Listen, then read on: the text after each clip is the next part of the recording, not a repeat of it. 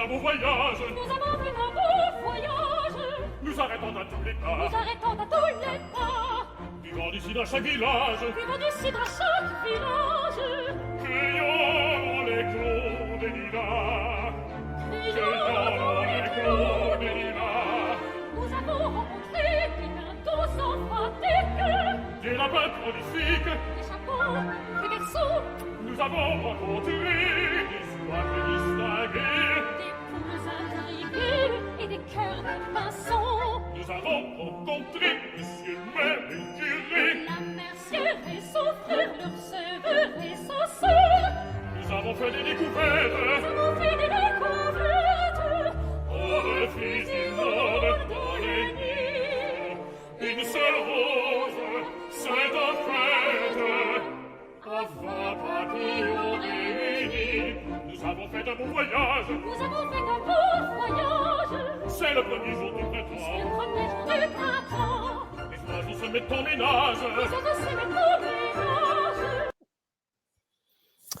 Eh bien, bonjour à tous, chers amis, bonjour. Bonjour à tous. Bonjour Alors, à tous. nous avons fait un beau voyage. Voilà comment on commence. Bon, c'est pas le premier jour du printemps, mais c'était il n'y a pas longtemps le premier jour de l'année. Donc, j'en profite pour vous présenter à tous mes meilleurs vœux et bien sûr tous les meilleurs vœux d'Intermède. Et donc, aujourd'hui, on va explorer la brochure, les circuits, les activités culturelles, parler, rêver de ce que l'on peut faire dans l'année à venir, donc partir un peu aux quatre coins du monde et aussi en musique, naturellement. Alors, j'ai comme toujours Béatrice et Corinne qui sont là, qui vont vous dire un petit mot. Moi, je suis un peu le présentateur, vous savez, le monsieur loyal, le maître de cérémonie, mais je ne me ferai pas appeler maître de cérémonie, vous savez, MC Soulard, puisque mon nom est Soulard, ça ferait bizarre quand même. Donc, je ne pas trop mon style. Bon. Mais si, c'est très branché, MC Solar, Thierry. C'est ton nouveau nom maintenant. Ah ouais, t'as bien trouvé quoi. Allez, je vous passe la parole peut-être. Pour... Bonjour à tous, bonne année. Bienvenue pour ce nouveau semestre de conférences en ligne. Eh bien, bonjour à tous, bienvenue. On est très, très heureux dans l'équipe commerciale ici, rue de Mézières, Paris 6e, donc de pouvoir vous présenter la nouvelle collection donc, qui est sortie. Là, la brochure est arrivée chez tout le monde entre le 15 décembre et le 1er janvier. Voilà, donc bonne année et de beaux voyages en perspective avec Intermède. Thierry va tout nous raconter. Et oui, quelle magie quand même de pouvoir comme ça communiquer à distance. Corinne est à Paris, nous on est au centre de la France et chacun d'entre vous, je vois, bonjour de Nancy. Donc c'est un moyen merveilleux de se réunir. Les voyages aussi d'ailleurs, c'est un moyen de se réunir. Alors donc, nous allons partir avec... alors je partage la présentation. Voilà.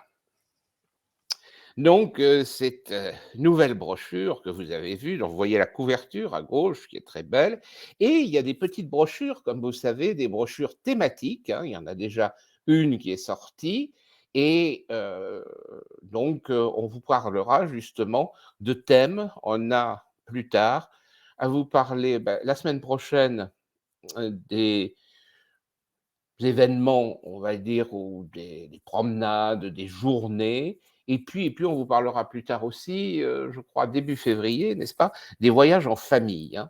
Donc, du coup, on ne développera pas trop et puis on va survoler. Hein, ça va être un grand survol du monde. Et au fond, ce qu'on s'est dit, c'est d'abord peut-être vous expliquer un petit peu le contenu de ces voyages, puisque vous voyez qu'il y a des classifications. Donc, à quoi ça correspond? Donc, n'hésitez pas à poser des questions. On est là pour ça, hein, et vous pouvez poser des questions de tous ordres, puisque on est là sur le culturel, le commercial, les aspects pratiques. Donc, c'est l'avantage du chat. N'hésitez pas. Alors, donc, vous voyez cette large gamme de circuits culturels que vous trouvez sur le site, d'ailleurs, le site qui s'est beaucoup, beaucoup perfectionné. Bon, à un moment, c'était un peu compliqué puisqu'il a été restructuré. Donc, vous savez, toujours des périodes de mise en route. Donc, certains me disaient lors de circuits que c'était un peu compliqué de trouver. Mais maintenant, c'est simple. Vous avez des onglets, vous avez des catégories, c'est bien présenté. Et alors, effectivement, il y a pas mal de catégories de voyages, hein. Et donc, on va explorer quelques-unes de ces catégories.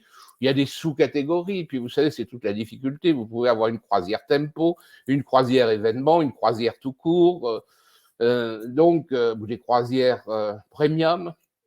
Mais bon, on va essayer de comprendre un petit peu la philosophie, voir quelques exemples, parler aussi, bien sûr, des nouveautés, puis des grands événements de cette année.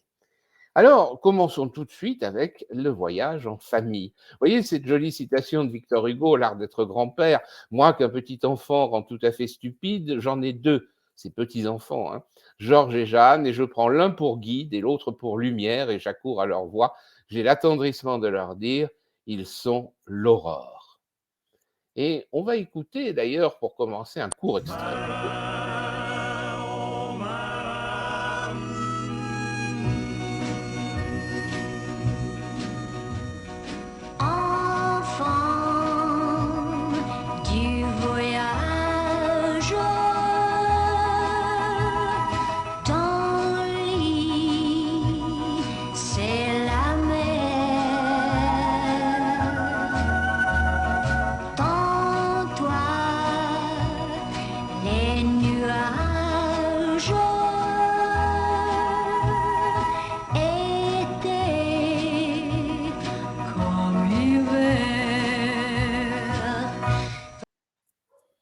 Eh oui, nostalgie, nostalgie, Petula Clark, ça fait bien longtemps, l'enfant du voyage.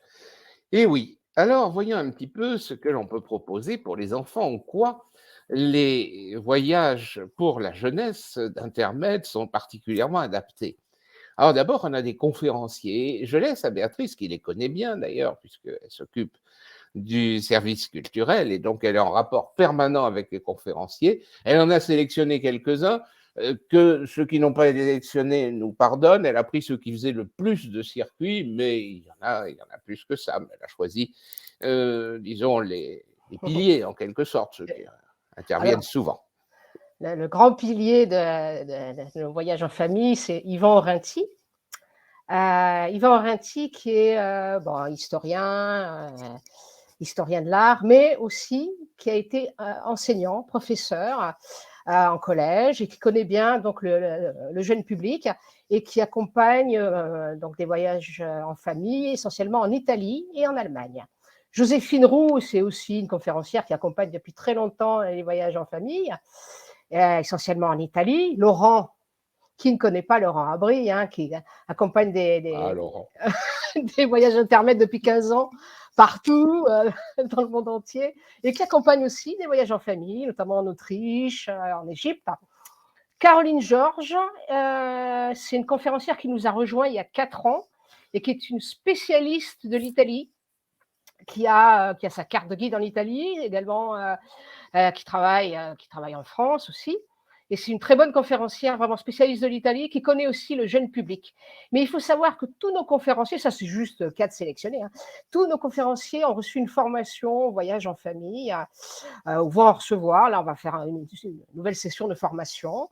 Donc voilà, vraiment, on les habitue, on les sélectionne, c'est vraiment des conférenciers pédagogues. Ah ben oui, il y a tellement de noms, moi, qui me viennent en tête. Erika Lehmann, par exemple. Oui, Erika aussi accompagne des voyages en famille.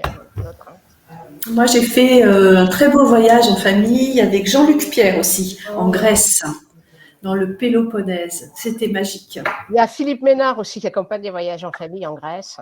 Ouais.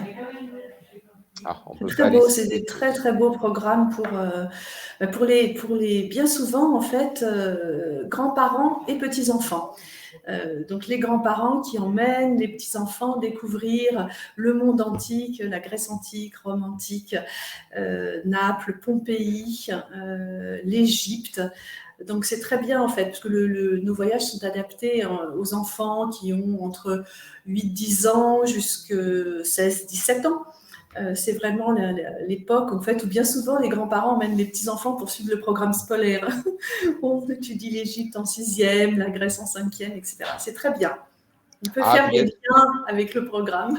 Oui, c'est ça. il y a des thèmes qui les font rêver aussi. Puis bon, et c'est vrai, à l'école, ils étudient la mythologie. Donc, aller en Grèce, la Rome antique, aller à Naples, à Pompéi, on a tous ces circuits. Et puis alors, il y a l'Égypte. Hein. L'Égypte, alors là, ça fait vraiment rêver. Vous voyez la croisière, donc là, en bateau, c'est très sûr, avec la destination des enfants, vous voyez, avec les petits dessins, voilà. L'Égypte, c'est d'ailleurs actuellement quelque chose qui marche très bien hein, pour tous les types de voyages. Hein. Grande reprise de l'Égypte après des années effectivement un petit peu creuses. Là, tout le monde veut aller en Égypte. D'ailleurs, il nous reste quelques places. Si jamais certains veulent partir au mois de février sur le programme Égypte en famille, on a quelques places disponibles sur la deuxième semaine, 24 février. Ah, Ouais. c'est bien, c'est bien. Mais on vous en reparlera de l'Égypte d'ailleurs, c'est vraiment le grand succès. D'ailleurs, heureusement qu'il y a des destinations qui partent très fort, puisque bon, on en a qui sont partis, si je puis dire, à commencer par la Russie. Moi, j'ai fait beaucoup de Russie, de séjours, de circuits anneaux d'or, etc. Je crois dire, bon, c'est fini tout ça. L'Iran aussi, mais ben, il y en a d'autres. Il y a l'Amérique du Sud aussi qui marche bien maintenant. Oui. Blandine Gauthier, tous ces circuits. Donc voilà, on a pas mal de choses. Alors, est-ce qu'on peut recevoir les brochures par la poste je crois, hein. Oui. Je le vois dans le chat. Oui, exactement. Les brochures ont été expédiées. En fait, tous les clients qui sont déjà dans la base intermède ont reçu le catalogue. Et pour tous ceux qui ne l'auraient pas reçu, il suffit de nous envoyer un mail à info, d'ailleurs je vais le mettre dans le chat, @intermed.com et vous nous envoyez l'adresse à laquelle vous souhaitez que l'on vous expédie la brochure. Et pour Mariam, le profit des publics, eh bien, ça dépend un petit peu des circuits, je dirais. Hein. C'est vrai que sur les circuits famille, c'est plutôt jeunes et anciens qui se retrouvent, donc bien qu'encore il y ait des parents aussi. Hein. Oui. D'ailleurs, Corinne, tu l'as fait, et même Jérôme en a fait un aussi. Donc, oui. Après, par exemple aussi, sur la randonnée, c'est peut-être un peu plus jeune que sur Tempo. Justement, c'est l'intérêt de voir les gammes, parce que Tempo, c'est, on va voir après, une gamme nettement plus tranquille, vous voyez, qui correspond à ceux qui prennent un peu de l'âge, comme moi. Et puis vous avez des circuits plus, je dirais, sinon sportifs, en tout cas, plus soutenus. Voilà. Oui, sur les voyages en famille, on peut dire que la moyenne, si on devait faire une moyenne, c'est plutôt une cinquantaine, voilà, la moyenne d'âge. Sans les enfants. Souvent... Parce que si tu additionnes les enfants et que tu divises par deux... j'additionne les enfants, je divise, tu sais, moi je suis une commerciale, je sais très bien compter. Alors donc.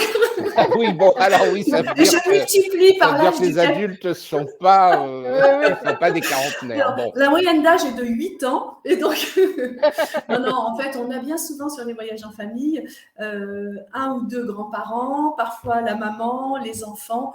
Bon, voilà, donc, et parfois des familles qui ont, voilà, en gros, la cinquantaine. Et puis, la moyenne d'âge sur les enfants, c'est 12-14 ans. D'ailleurs, il faut savoir une chose aussi, hein. On n'en parle peut-être pas assez, mais si vous êtes une famille nombreuse avec les grands-parents, les parents, des cousins, vous pouvez demander aussi à ce qu'on vous organise votre circuit. Ou si vous avez des amis, tout est faisable. Hein. Il suffit de joindre le service de Corinne ou faites un mail. Et à partir de 10 personnes, effectivement, on organise carrément un programme sur mesure pour voilà. Et si vous voulez des programmes culturels, bon, je peux aussi aider. Vous me faites un mail aussi pour des suggestions ou à Béatrice. Enfin, on est là pour vous orienter. C'est une bonne solution aussi parfois de partir entre amis ou entre proches. Mais bon, il faut trouver assez de monde. Mais vous savez, il y en a de plus en plus qui font ça. C'est une bonne formule. Alors, on a une demande, Pierry, pardon, quelqu'un qui nous demande combien de personnes à peu près par départ.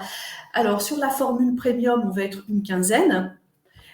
Et sur les voyages classiques intermèdes, une vingtaine maximum. Voilà, oui, tout à fait. On en reparlera d'ailleurs pour les voyages premium. Mais c'est toujours limité, donc 20 plus le conférencier. Il compte pas.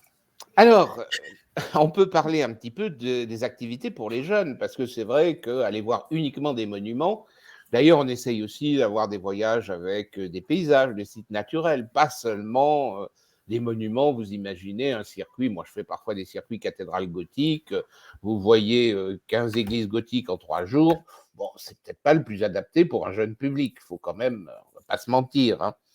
Mais vous voyez, là, l'atelier pizza à Naples, par exemple, l'atelier hiéroglyphe en Égypte, manga au Japon, ça constitue des respirations ou faire du surf sur le sable dans le désert du Negev en Israël. Alors, vous voyez, là, l'atelier street art à Berlin, dans le Berlin en famille. L'atelier pizza à Naples, donc dans Rome, Naples et Pompéi en famille, ça c'est un grand classique hein, pour les enfants. C'est vraiment découvrir la Rome antique, Naples, Pompéi, ce qu'ils ont vu en 6e, hein, si je ne me trompe. Donc, et puis il y a des offres famille, vous voyez. Alors ça, je laisse Corinne vous en parler. Eh bien, pour 25% de remise pour les enfants de moins de 12 ans et 15% de remise pour ceux qui ont entre 12 et 17 ans sur chaque inscription. Vous voyez tout ce qu'on peut épargner. Hein. Bah, on devient très riche en s'inscrivant. Exactement.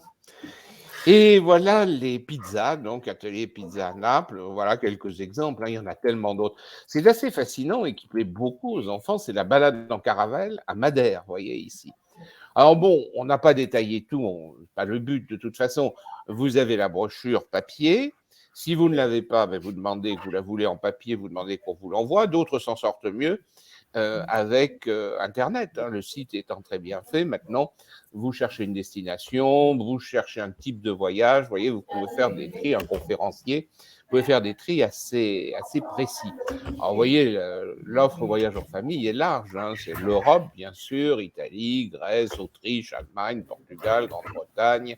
Mais on va au-delà, à l'Islande, un peu plus loin.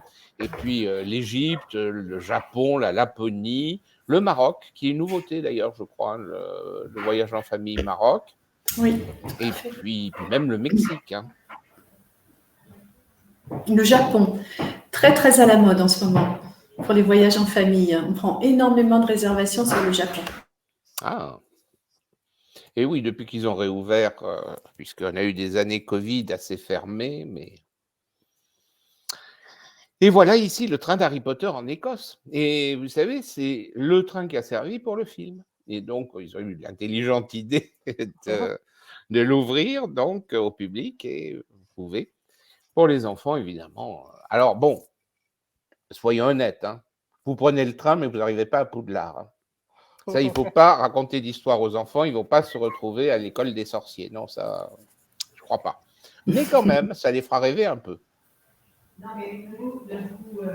Alors, Thierry, avant d'attaquer les randonnées culturelles, on a des petits témoignages de jeunes participants, de jeunes voyageurs à nos voyages en famille. Et on va écouter donc un de ces témoignages, un extrait d'un de ces témoignages. Donc, c'est les enfants eux-mêmes. On va entendre Joséphine, 10 ans, qui a participé à un circuit en Italie.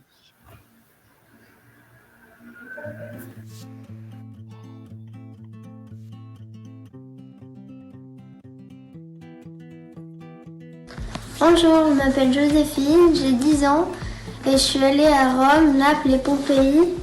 Je vais vous raconter ce que j'ai fait pendant ce voyage. J'ai beaucoup aimé monter jusqu'au cratère du volcan du Vésuve, même si c'était fatigant. C'était super et il y avait une vue incroyable sur Naples tout en haut. J'ai adoré la promenade en bateau pour visiter Capri. J'ai pu me baigner, c'était trop cool. J'ai aimé visiter le Colisée, le Forum de Rome, Pompéi. J'ai appris plein de choses intéressantes. Mais ce que j'ai préféré, c'est aller dans le cirque Maxime. J'ai pu revivre les courses de chars grâce à des lunettes de réalité virtuelle. C'était trop bien. Salut. Ah oui, le train, c'est pas le prince Harry qui est aux commandes, oui. Laurent, oui, tout à fait. Et le son du témoignage, vous l'avez pas. Soit il faut rafraîchir, soit il faut mettre... Normalement, il y a activer le son qui apparaît. Ah oui, c'est ça, activer le son. Sur YouTube. Et sinon, il faut rafraîchir la page. Ouais. Mais quand vous voyez le début, oui, il doit y avoir activé le son, donc vous devez l'avoir désactivé. Alors, on va partir en randonnée maintenant, sac à dos. Et bon, vous me direz, c'est pour les jeunes? Non, c'est adapté pour un public assez large, même si effectivement, faut quand même être un petit peu plus sportif que pour un voyage tempo, ça c'est évident. Vous voyez, un excellent compromis entre visite et randonnée pour cette formule, petite taille de groupe, belle rencontre, guide très sympathique et compétent, voilà un des témoignages. Alors, on va écouter un petit extrait de film d'un guide tout à fait dynamique et d'un groupe qui suit, mais je vous rassure, c'est pas exactement ça, la randonnée culturelle intermède, mais bon.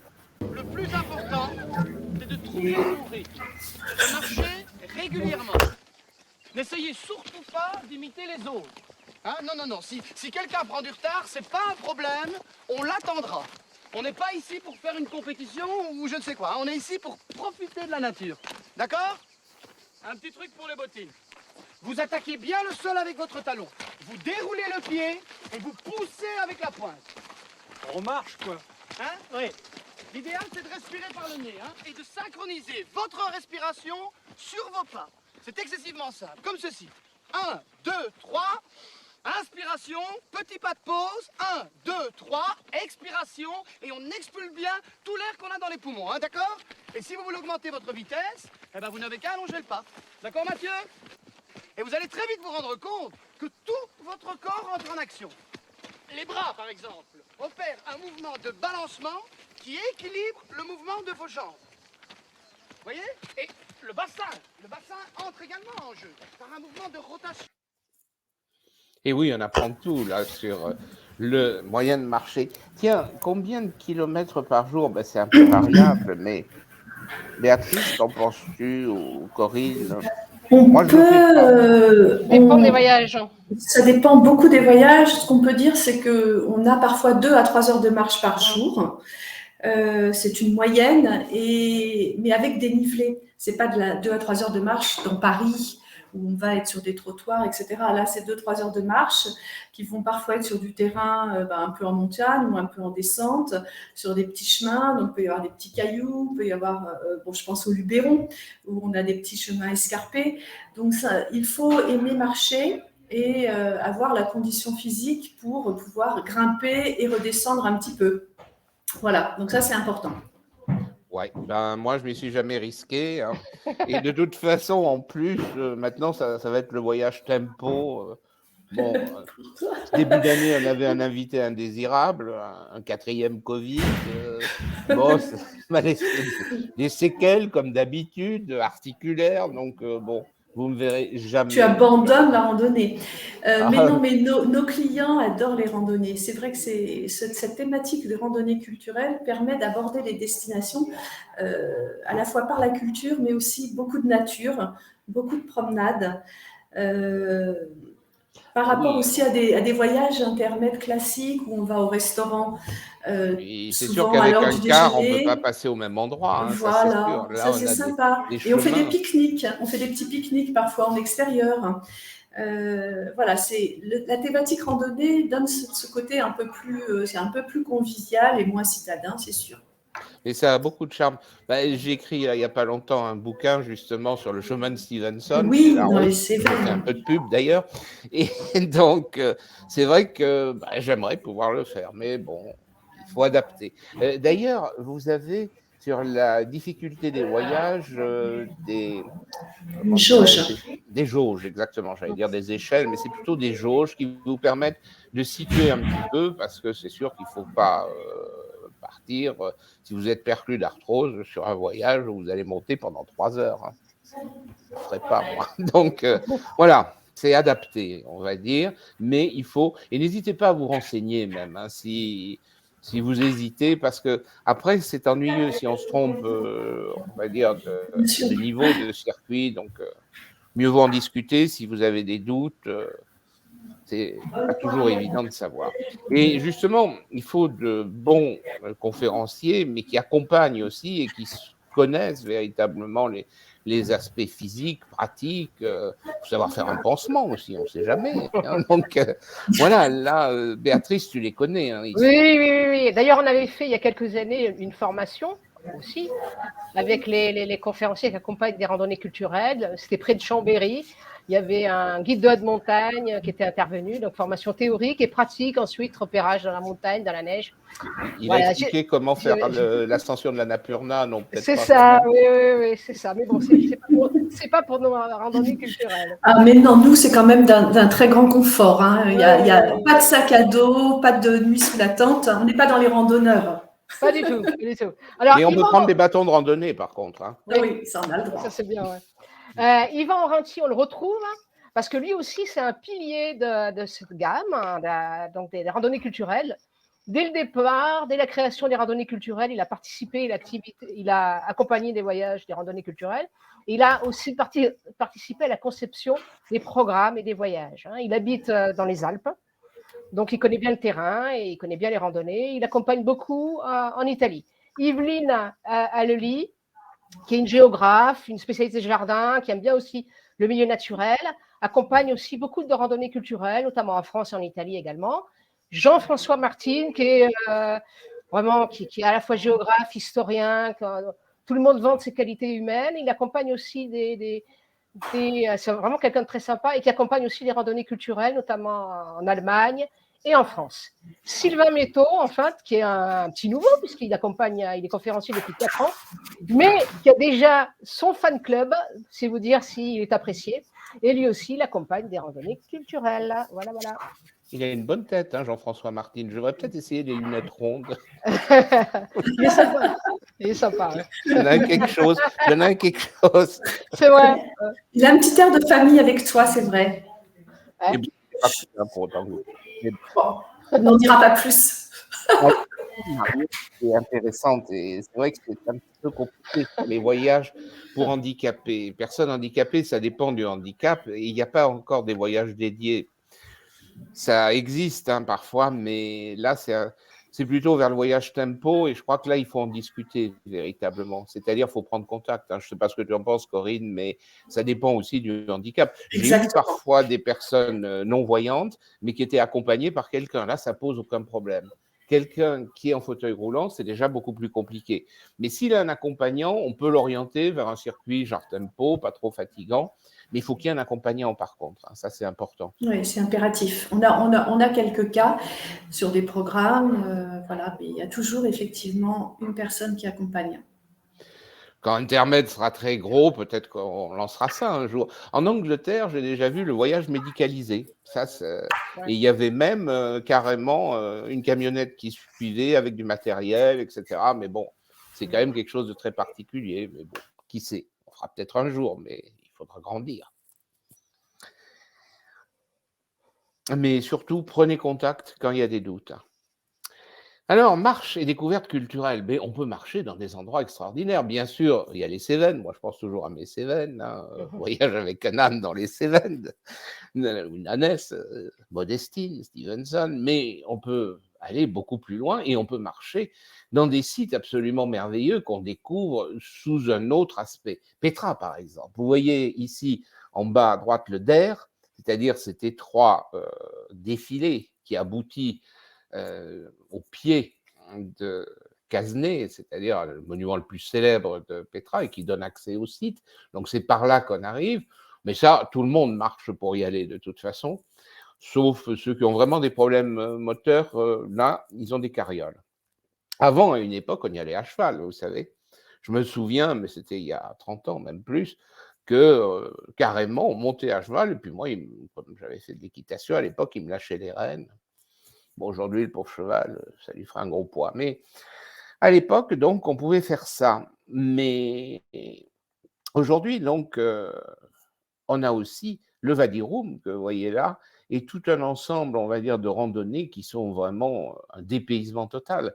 En plus, avec un paysage désertique, donc visiter Petra, mais aussi faire de la randonnée. Et j'en profite pour la première question du quiz. Ah, donc, qui a découvert le site de Petra ? Et quand c'est le quiz? Eh mais oui, on a toujours des petites questions parce que, n'est-ce pas Corinne, il y a des prix. Et il y a des prix. Alors aujourd'hui, on va offrir des promenades culturelles. Donc les promenades culturelles, ce sont des promenades qui durent 2 heures et demie, qui se déroulent dans Paris. Et on va également offrir des conférences en ligne. Voilà, donc là, on va commencer par une première visite, puisqu'on parle de Petra. On va essayer de faire un lien avec Samarcande. Ça te va, ça, Thierry, le Ah, lien mais entre oui, Petra mais et oui. Samarcande? Ah, c'est pas tout à fait le même coin, mais bon, Mais bon, c'est pas grave. il y a un Alors, donc, dépaysement quand il y a un même. dépaysement. On a une très jolie promenade qui est au mois de février à Samarcande, à l'Institut du monde arabe pour visiter l'exposition Samarcande. Donc voilà, j'offre une place à tous ceux qui te répondent, mais ça va très vite. Je vois que les réponses Oui, arrivent déjà. ça Ouais. déjà, oui, c'est Laurent. je Normalement, c'est Laurent qui a crois. Ouais, répondu c'est Laurent. en D'accord. premier, Alors, mais Christine, très peu de temps, Ouais, juste presque en après. même temps. eh ben voilà. De toute Donc, façon, ce qu'on peut dire aussi, parce qu'il y en a qui nous diront, ben oui, mais si je suis à Nancy, je vais peut-être pas prendre le train pour aller à Paris, etc. Donc il y a une possibilité aussi. d'avoir effectivement une place pour une conférence en visio. On a un très beau cycle de conférences qui démarre avec Arnaud Edouin sur les arts premiers. Donc, je peux aussi transformer cette promenade pour la visite de l'Expo Samarcande contre les arts premiers en visio. Voilà, on Françoise, verra avec oui, Laurent. Françoise, il y aura une deuxième date. On est en train d'essayer d'ouvrir une deuxième date pour la Bibliothèque nationale. Hein. Et oui, ces promenades, ça marche bien. Hein. On est en Elles train. sont, ouais, Moi, j'ai elles une deuxième sont- date pour Louis XV. Hein. Il était plein aussi à Mhm. Versailles, l'expo. ouais, Ouais, tout- Mais on les vous en visites sont parlera à pleines, la hein. fin. Hein. Donc, c'est ce qu'on traitera en dernier. Alors oui, donc bravo, c'est Burckhardt, Jean-Louis Burckhardt, un explorateur suisse en 1812, qui a découvert... vous voyez d'ailleurs, j'ai mis la réponse là. Alors, de nombreuses destinations où l'on peut faire de la randonnée, en Italie, il y en a beaucoup. Hein. Et par exemple, les Cinque Terre de Gênes à Pise, vous voyez, ici, il y a des paysages absolument magnifiques. Puis on visite, il y a toute une partie culturelle quand même. Vous voyez ici la cathédrale de Pise. Bon. Et même chose à Naples, en Sicile, dans les Pouilles, en Toscane. Donc en Italie, oui, il y en a beaucoup en Crète, Bavière, Malte, Portugal, l'Angleterre. Et l'Angleterre, vous savez qu'il n'y a plus beaucoup de voyages en Angleterre. Hein. Intermed fait des voyages en Angleterre. On en a d'ailleurs pas mal. Hein. J'aurais pu vous parler d'ailleurs aussi d'un autre type de voyage. Bon, on ne l'a pas mis parce qu'on ne peut pas tout traiter. Vous voyez d'ailleurs que le temps passe et qu'on n'est pas bien loin encore. C'est les circuits jardins. Or, vous savez, les jardins anglais, donc il y a des circuits là-bas. Et... Oui, nous sommes Intermed est un des rares Théo à proposer beaucoup de voyages en Grande-Bretagne. Donc, profitez-en.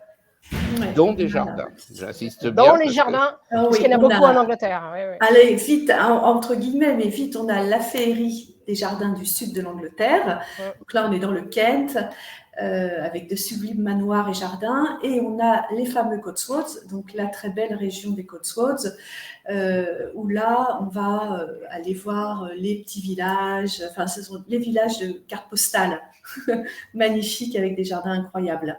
Ouais.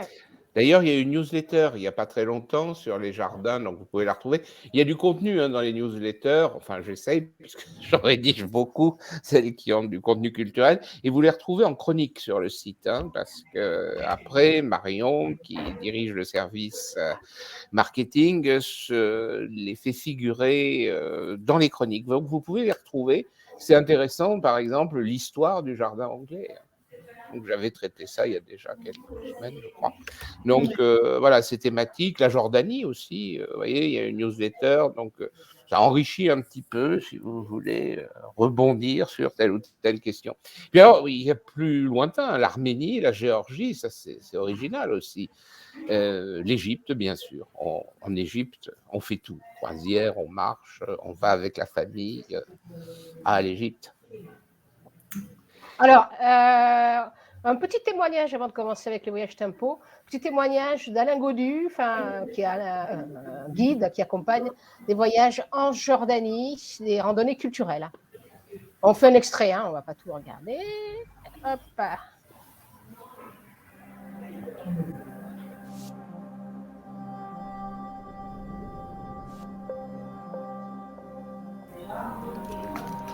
Je m'appelle Alain, je suis guide conférencier sur Sentier des Arts. construit comme un hippodrome. Il y avait les carcers où partaient les chevaux. La Jordanie, ça représente pour moi d'abord une grande diversité humaine, ce qui est très important dans un voyage. On rencontre tout d'abord des hommes, des femmes, avant de rencontrer des pierres ou des sites archéologiques et historiques. Et la Jordanie, c'est aussi une grande variété de paysages, très très différents. Paysages désertiques au sud et à l'est, austères, qui nous rappellent des hommes comme Laurence d'Arabie.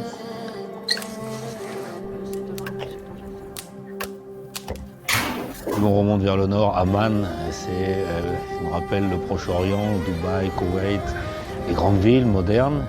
Et vers l'ouest, la Jordanie traditionnelle, des cultures en terrasse, et des grands sites archéologiques comme Jerash, Pella, Umkeis. Au XIIIe siècle, comme l'arrivée des Hébreux. Le pays est très riche en histoire, c'est une histoire. Ah oui, magnifique, hein, ça fait rêver. On Et part en Jordanie. j'en profite pour vous dire, si vous ne recevez pas les newsletters, il faut vous inscrire, hein.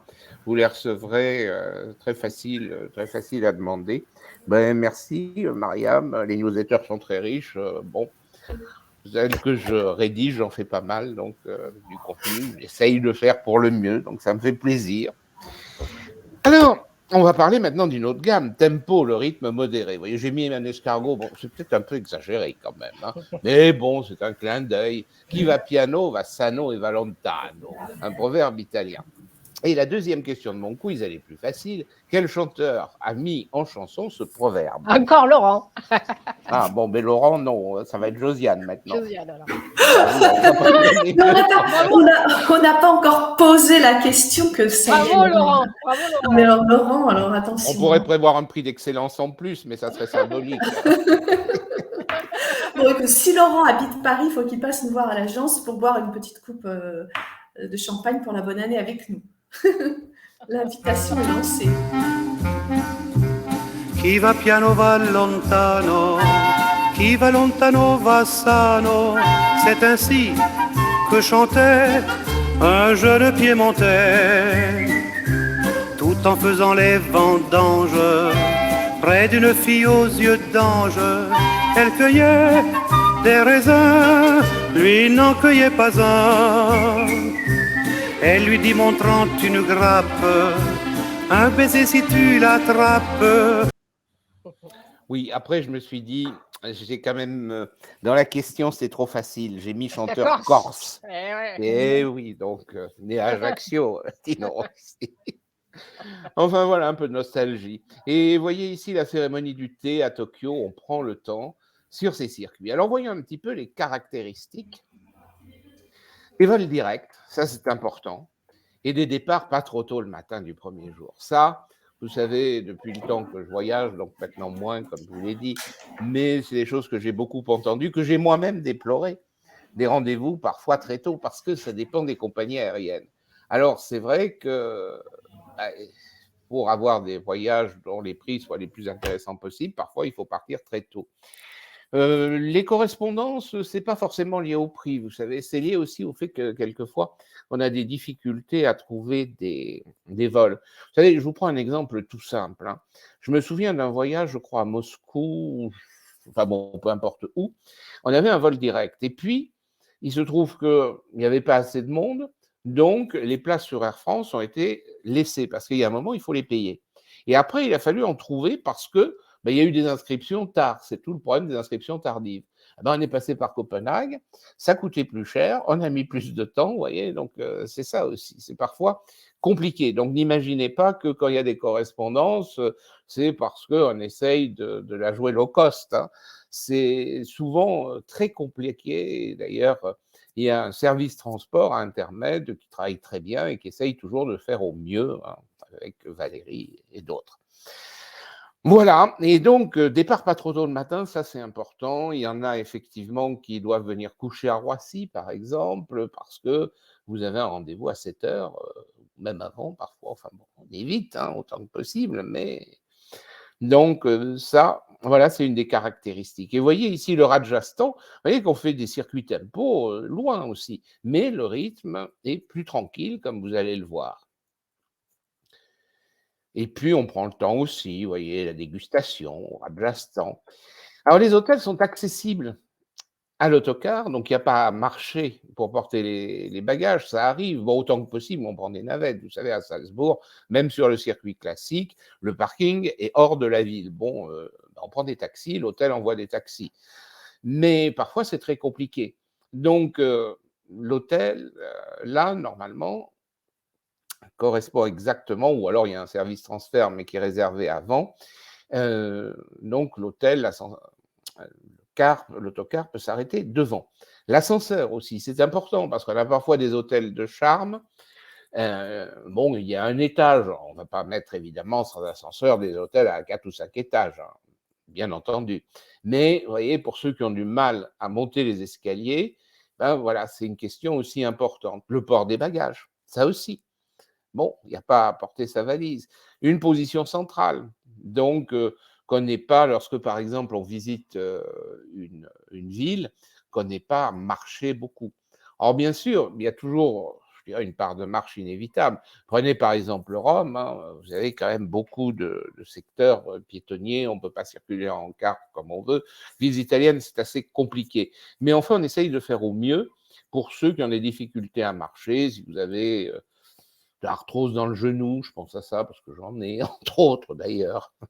Donc, vous voyez, il y a un moment où on comprend l'intérêt, donc voilà, pour ceux qui veulent se ménager, on va dire, et puis prendre le temps de vivre aussi, vous voyez, partir au plus tôt à 9h et retour à 17h. Alors bien sûr, quand vous allez en été en Jordanie, bon, là on part plus tôt pour des raisons qu'on comprend bien, parce qu'il fait trop chaud, donc on adapte. Mais d'une façon générale, vous voyez, 9h et retour vers 17h.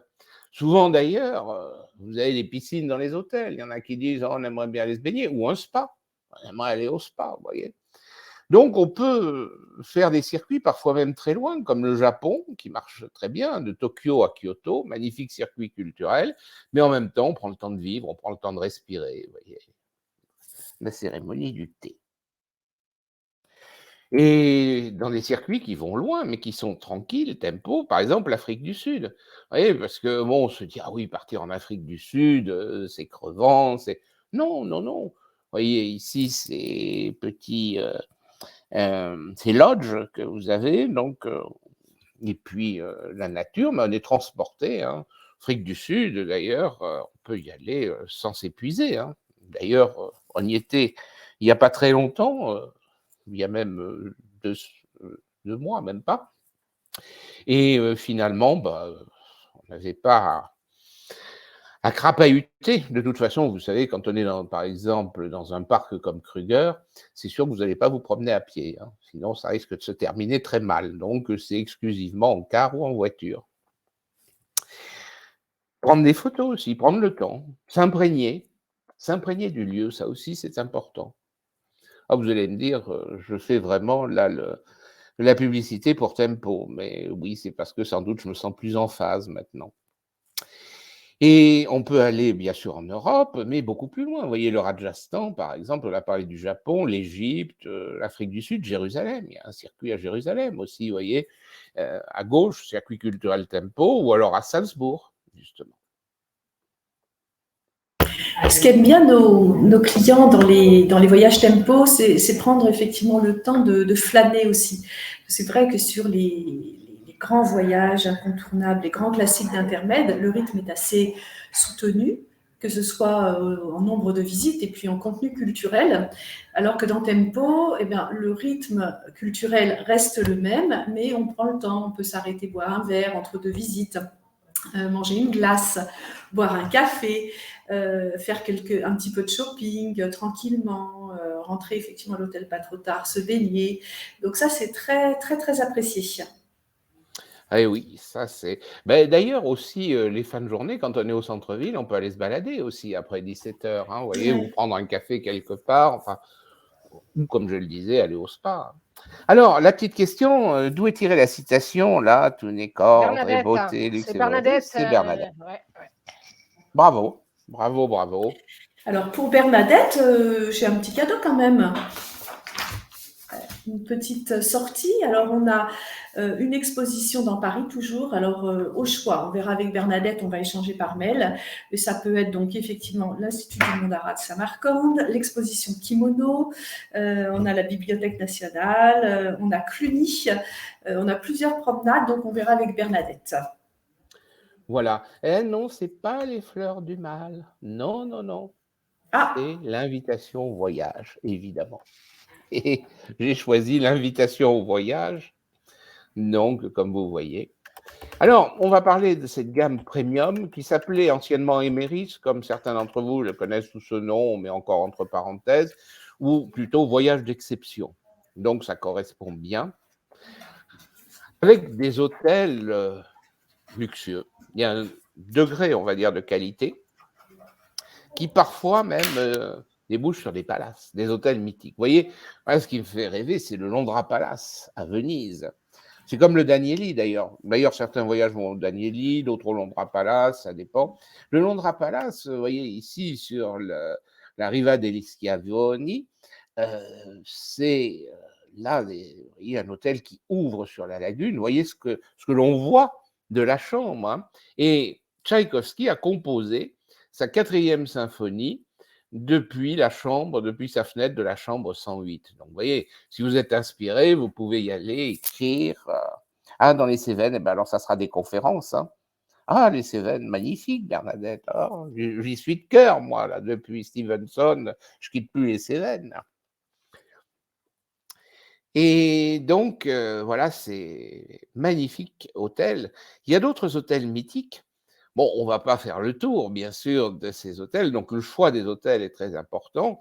Bon, évidemment, on ne peut pas toujours avoir des hôtels qui ont une histoire. Hein. Bon.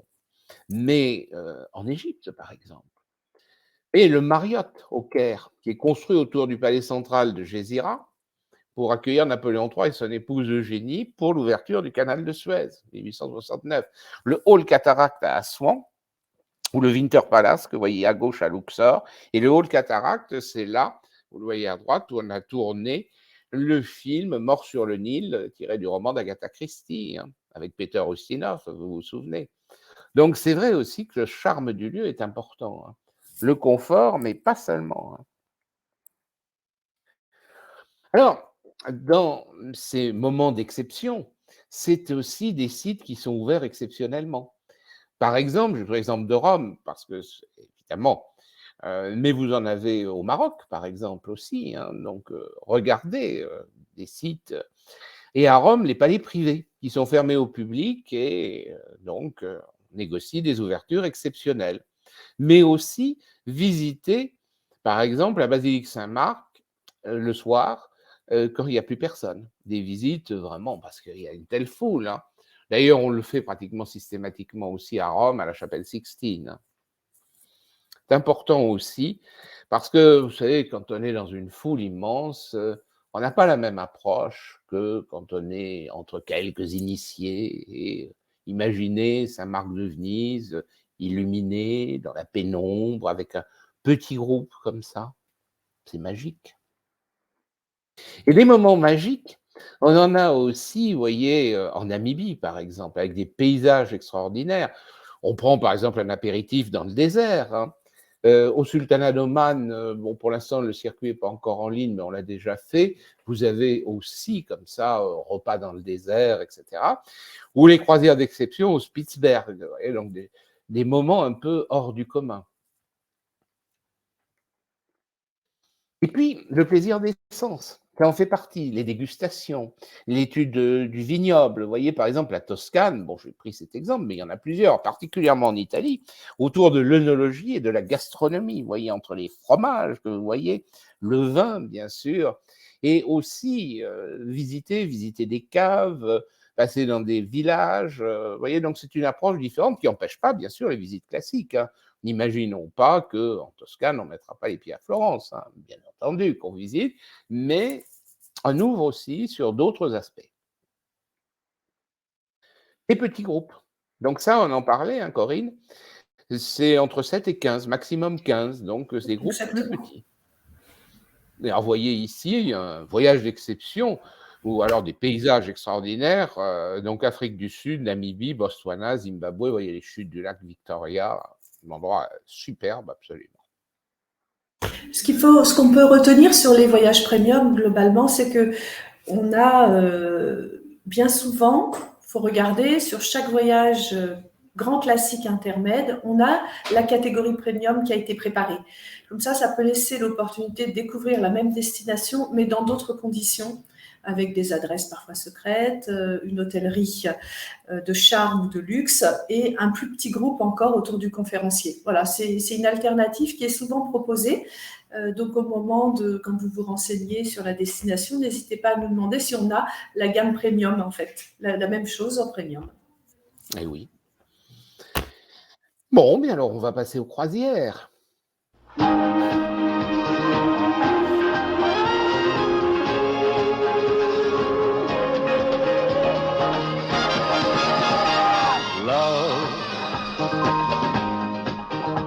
Exciting and new. Come aboard. We're expecting you. And love, life's sweetest reward. Let it flow. It floats back to you.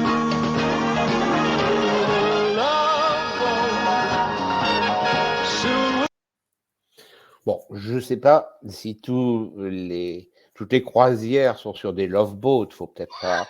Mais enfin, bon, on peut rêver un peu aussi. Hein, ce qui est beau, ce sont les coiffures. C'est très intéressant de se replonger quelques années en arrière. Grand moment de nostalgie. Hein. Retour vers les années 70, retour vers le futur. C'est incroyable. Et on va voir les bateaux de l'amour d'intermède. Eh oui. Parce que le titre original de Love Boat, c'est plus sympa que la croisière s'amuse quand même. Hein. Love Boat, c'est tout oui, programme. Le bateau de l'amour, exactement. Mais oui, mais nous justement, Thierry, tu penses que tu vas peut-être en parler, mais on a une belle croisière en Norvège et ça s'appelle Lettres d'amour vers le Cap Nord. Bien sûr. Voilà. On reproduit la tradition. Ce sera notre Love Boat. Ce sera notre Love Boat. Et j'ai trouvé une petite citation, le premier jour du reste de ma vie. Vous connaissez le livre de Virginie Grimaldi, 2015, il est récent. Cette croisière est un calendrier de l'Avent. Chaque jour, une nouvelle surprise attend derrière la fenêtre, vivement la prochaine. Bon, et puis un petit dessin amusant. Ô commandant, avec vous, on est sûr d'arriver à bon port. Et les croisières, il y a plusieurs types de croisières. Il y a les croisières fluviales. Et ça, c'est un très bon moyen aussi. Vous savez, l'avantage, on n'a pas à changer d'hôtel, on n'a pas les bagages, ils sont toujours sur le bateau, on descend. Et donc, c'est aussi une façon, on va dire, un peu confortable, un peu tempo, en quelque sorte, de voyager. Alors bon, j'en ai retenu quelques-unes comme exemple. Il y en a une, par exemple, de Bruxelles à Amsterdam, chef-d'œuvre de l'art flamand et hollandais, vous voyez, à travers la Belgique, les Pays-Bas, donc voilà, ce type de croisière fluviale. Il y en a beaucoup, donc on en faisait en Russie, bon, no comment. On en faisait en Italie. Alors en Italie, bon, par exemple, il y avait une croisière que j'ai faite, mais c'était il y a 20 ans, c'était la croisière sur le Pô. Mais on ne va plus beaucoup sur le Pô aujourd'hui, si je puis dire. Et pourquoi ? Parce qu'il n'y a jamais assez d'eau. Donc, voilà, on ne fait plus ce type de croisière. Mais bon. Ah, je ne t'entends plus très bien, Corinne. Tu m'entends ? Ah ben non, mais c'est bon. Tu parlais derrière, d'accord. Non, je disais qu'effectivement, sur le Pô, ça va être un peu compliqué, il n'y a pas assez d'eau. Ben oui, les croisières je l'ai fait, hein. Je l'ai fait, et une année, il a fallu descendre du bateau, prendre l'écart et reprendre plus loin, parce que le niveau était trop bas, il risquait de toucher le fond, quoi. Mais en même temps, c'était génial. C'était génial, la croisière sur le Pô, parce que on passait par Mantoue, on partait de Crémone et on finissait à Venise. Et là aussi, on arrivait à Venise en bateau. Ce que d'ailleurs, les Vénitiens ne veulent plus. Hein. Les bateaux qui arrivaient sur la Riva dei Schiavoni, bon, c'est plus trop d'actualité. Mais ce n'étaient pas des gros bateaux. C'est l'avantage d'ailleurs. Ce n'est pas des gros bateaux, hein, les bateaux des croisières fluviales. Donc c'est plus peut-être, c'est différent. C'est pas la grosse organisation. Il y a sans doute un côté aussi plus convivial. Vous voyez ici une croisière.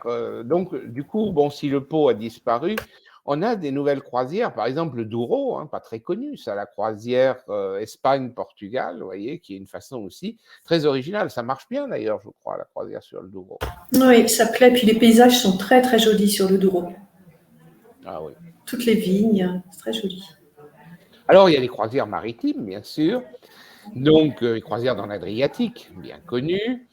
Bon, c'est pas d'ailleurs une grosse mer, mais là aussi, comme on a des endroits fabuleux qui donnent sur l'Adriatique, Dubrovnik, au fond, c'est Venise. Vous voyez, vous vous souvenez de cette mer qui est vraiment, qui communique avec la Méditerranée, qui est très enclavée. Mais aussi, pas enclavée du tout, au contraire, le long de la côte de la Norvège, l'Espresse côtier, vous voyez ici, à la recherche. L'Hurtigruten. Et oui. Et puis il y a les îles grecques, naturellement. Les îles grecques, vous voyez, ça fait rêver Cyclades, Dodécanèse. Et du coup, Grèce, Turquie, côte égéenne et Méditerranée. Vous voyez, là, c'est des bateaux plus conséquents, naturellement. Et dans les croisières lointaines, les îles Marquises, vous voyez, par exemple, la Patagonie, au Cap Horn, l'Islande, le Groenland, le Spitzberg. Vous voyez, là, une île, nous allons pouvoir accoster. Et j'en profite pour vous poser ma petite question. Qui a découvert les îles Marquises? C'est un peu plus difficile, là.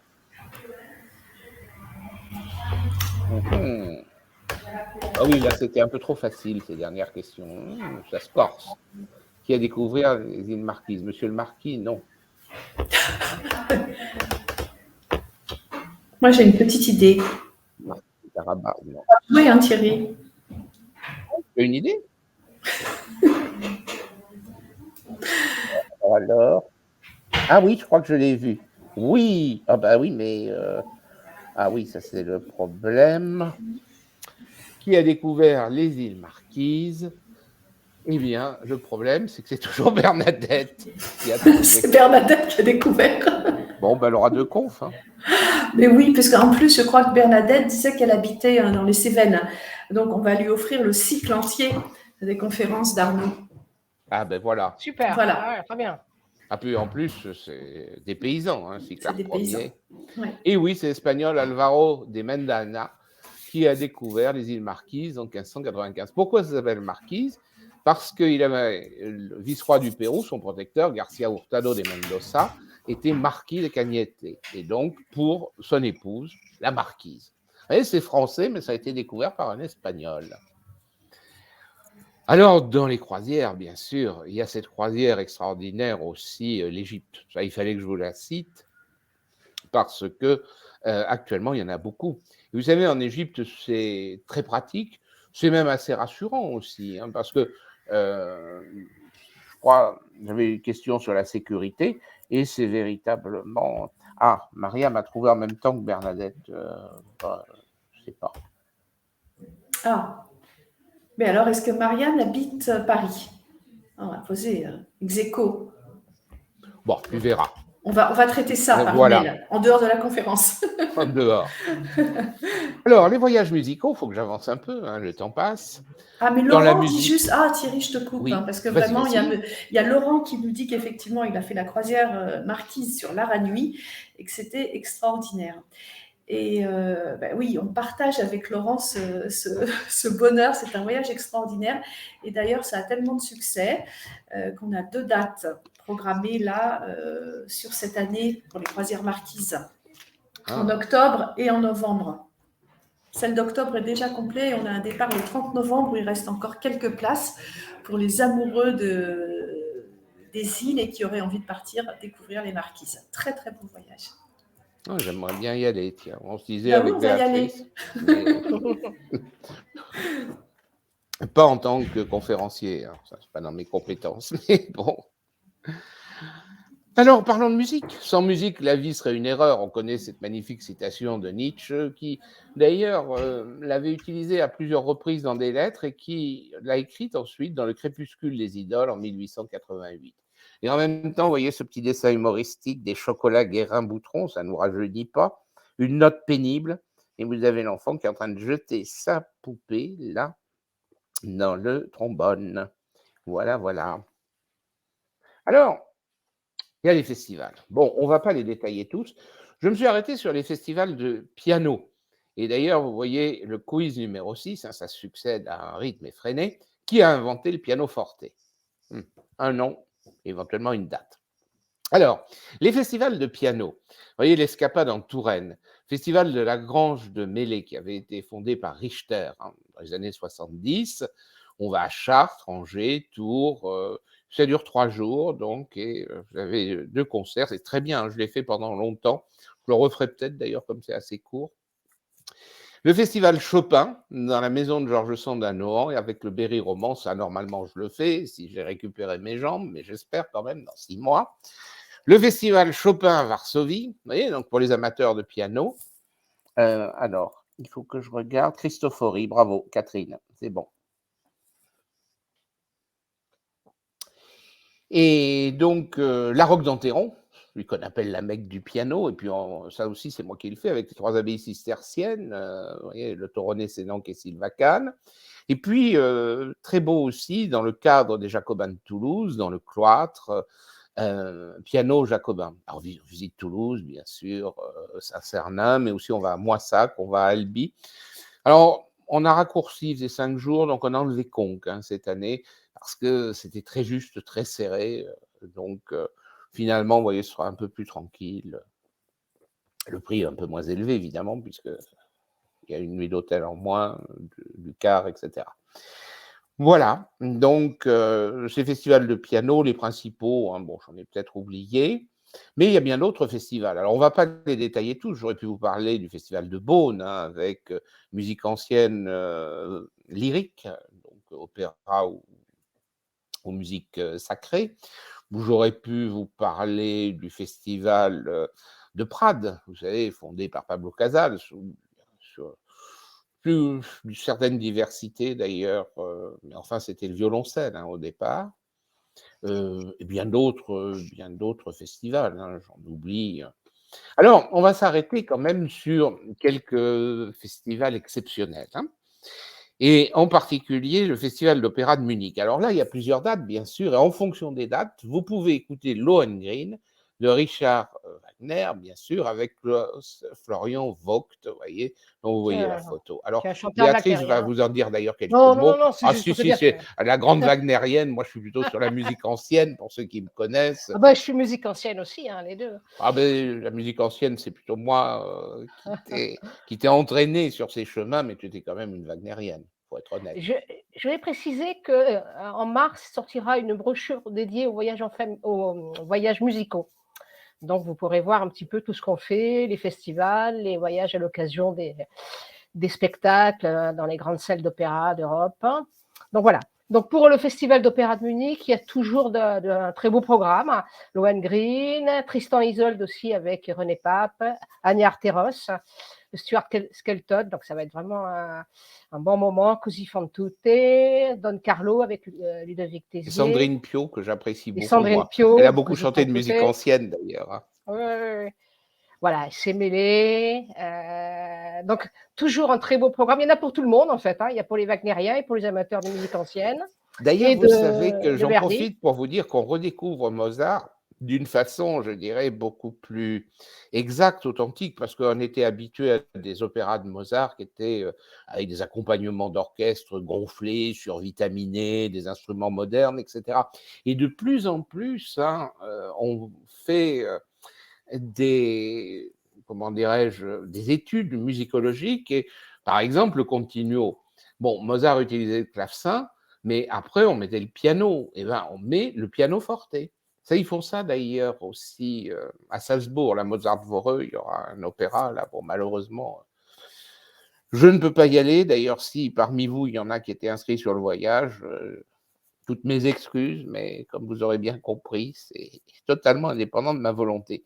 Mais c'est pour vous dire que on redécouvre maintenant des œuvres avec des interprétations différentes.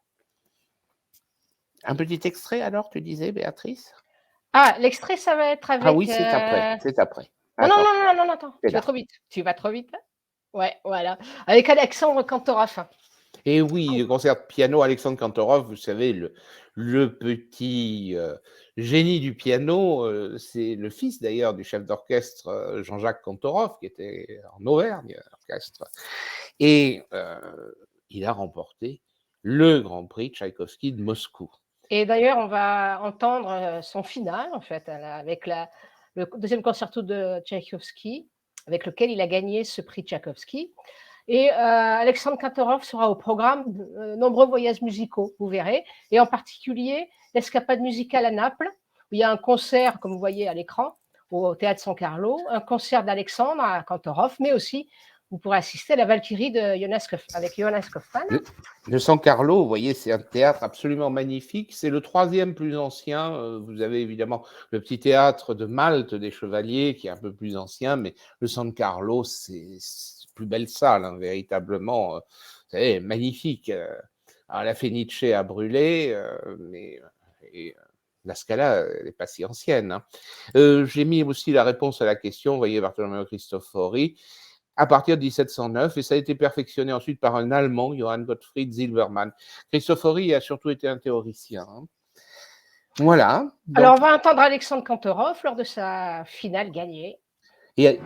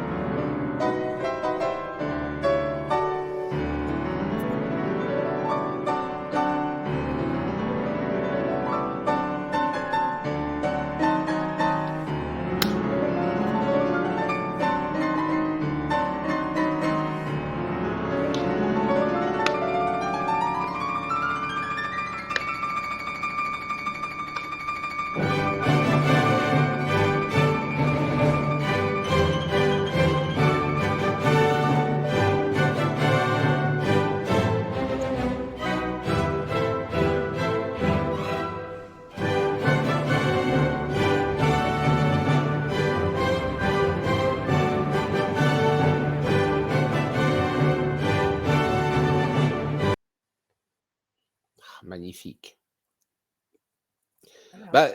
On n'écoutera pas Jonas Kaufmann qui est dans la Valkyrie, Béatrice? J'ai Jonas Kaufmann, mais dans Werther. Ah, voilà. C'est un très bel air. Allez, on écoute pour le plaisir Jonas Kaufmann dans un Werther de Massenet. Il était un peu jeune, hein, là.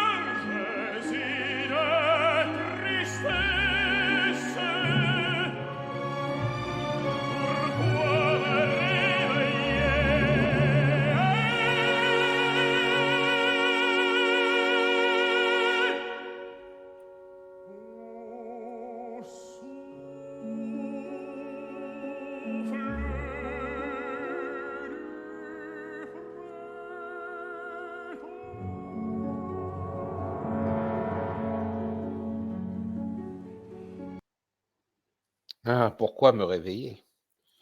Eh bien, pour vous parler de Milan, soirée à la Scala. Vous voyez, Luciani, la mère mort.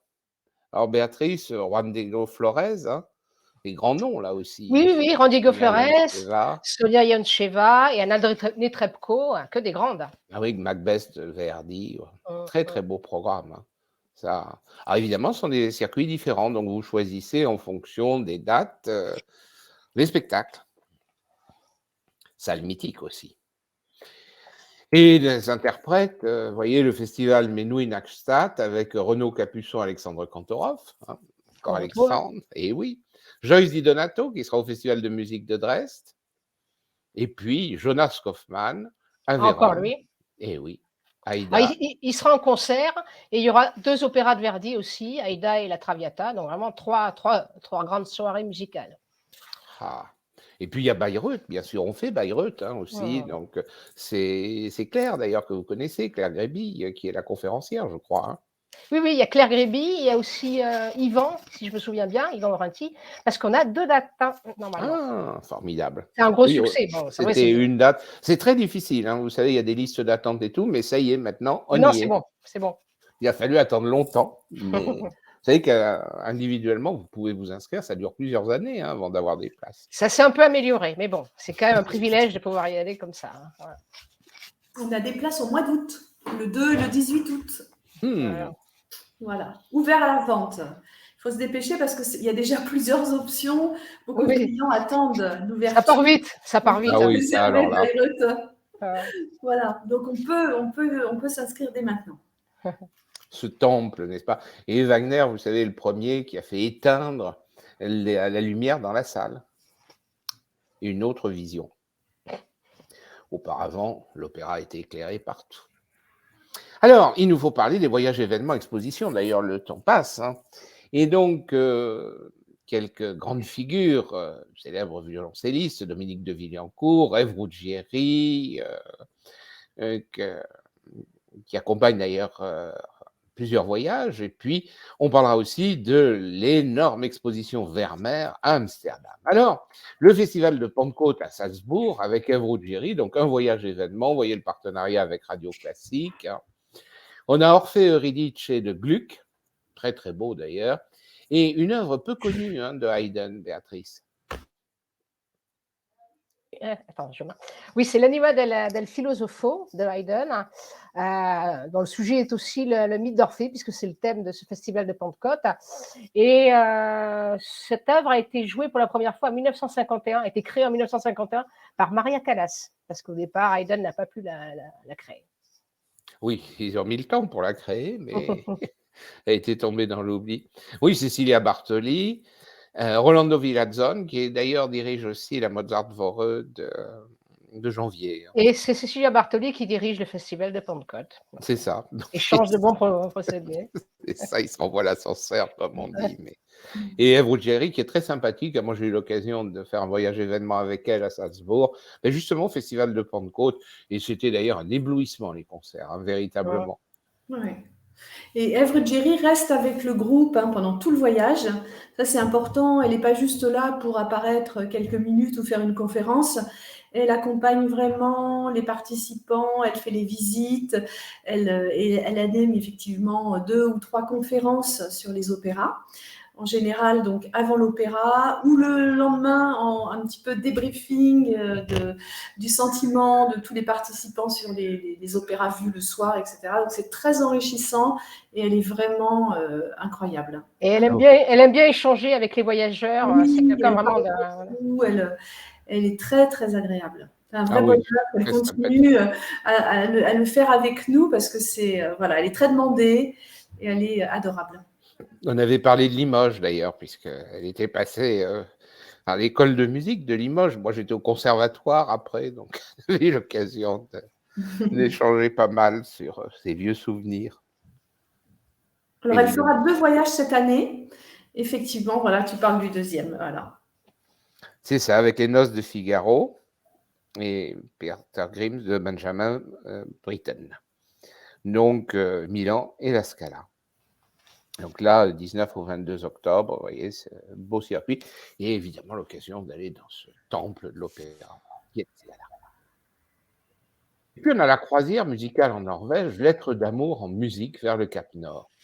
28 mai, 5 juin, vous voyez, et avec Andrea Ferreol. Vous voyez que vous voyez à droite, célèbre actrice, hein, et qui, avec cette sensibilité, il lira des très beaux textes, et Dominique de Villancourt, qui, lui, donnera des concerts au violoncelle, mais il y a aussi Michel Letier, que je connais bien, clarinettiste, que je dois rappeler d'ailleurs, et Régis Pasquier, le Quatuor Girard.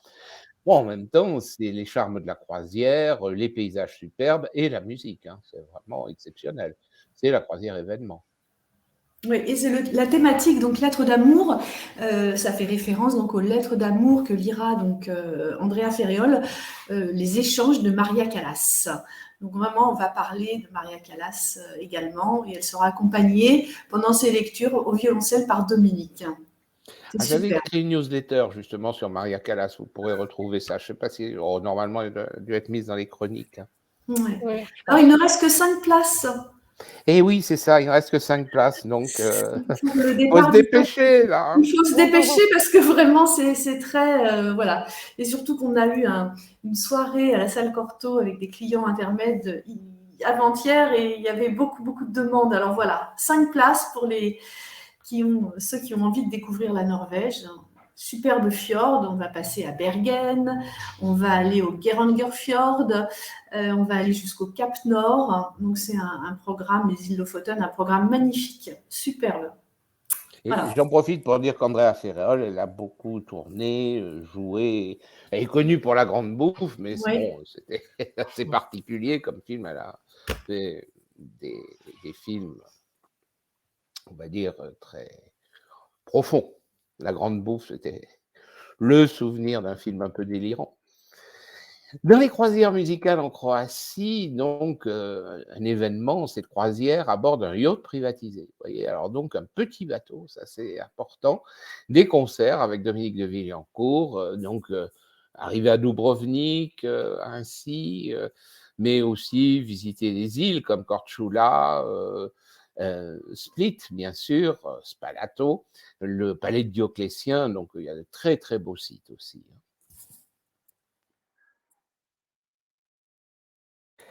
Et un violoncelle dans le désert en Ouzbékistan. Vous savez que jouer dans le désert, Dominique de Villancourt l'a fait à plusieurs reprises, hein, c'est quelque chose qui touche particulièrement cette sensibilité, vous savez qu'il joue beaucoup d'ailleurs les suites de Bach, qui avaient été redécouvertes ou remises au jour par Pablo Casals.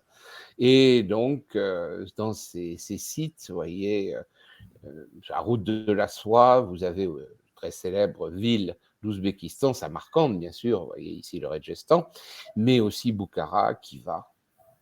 Très beau. Et on ira jusqu'à la mer d'Aral sur ce programme. Donc exceptionnel, il y aura un concert au bord de la mer d'Aral. Ben oui, c'est plutôt désertique dans ce coin-là. Mais un très beau voyage, un très très attendu. Donc on a déjà le programme a été finalisé avant-hier. Donc il est disponible sur le site, à l'agence si vous voulez le consulter.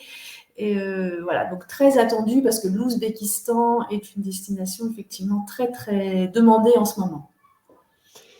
Et alors, on aura bien sûr la très grande exposition, bon, je ne vous parlerai pas de toutes, hein, il y a une exposition Cézanne, je crois, en Angleterre, il y a encore Jérôme Bosch, il y a 3 dates de Jérôme Bosch encore à Milan, mais on va surtout parler de Vermeer à Amsterdam, et vous voyez d'ailleurs un protestant calviniste, dit Josiane De Carlo. Ben non. Mais non. Il va falloir trouver. Et pourquoi ? Catholique, oui, mais pourquoi ? Ah oui, Bernadette a déjà gagné. On va se retrouver dans la même. Et Laurent, oui, non.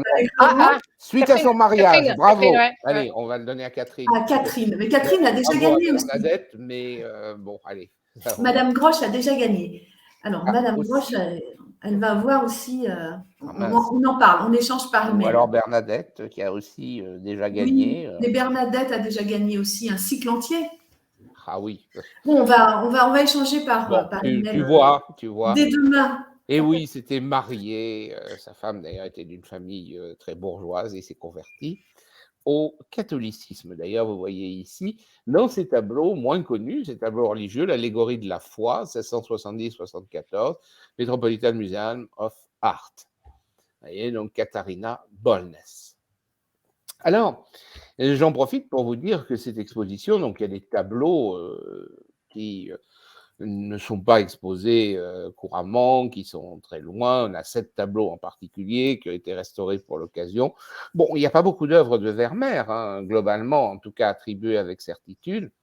Oui, ici, La maîtresse et la servante, un tableau, c'est un détail, hein, venu de la Frick Collection, et qui sera donc aux États-Unis, exposé à Amsterdam. Donc, ça sera un très grand événement. Bon, je n'ai pas le temps de détailler, mais regardez, il y a plus de 40 dates, donc vous devriez pouvoir trouver votre bonheur.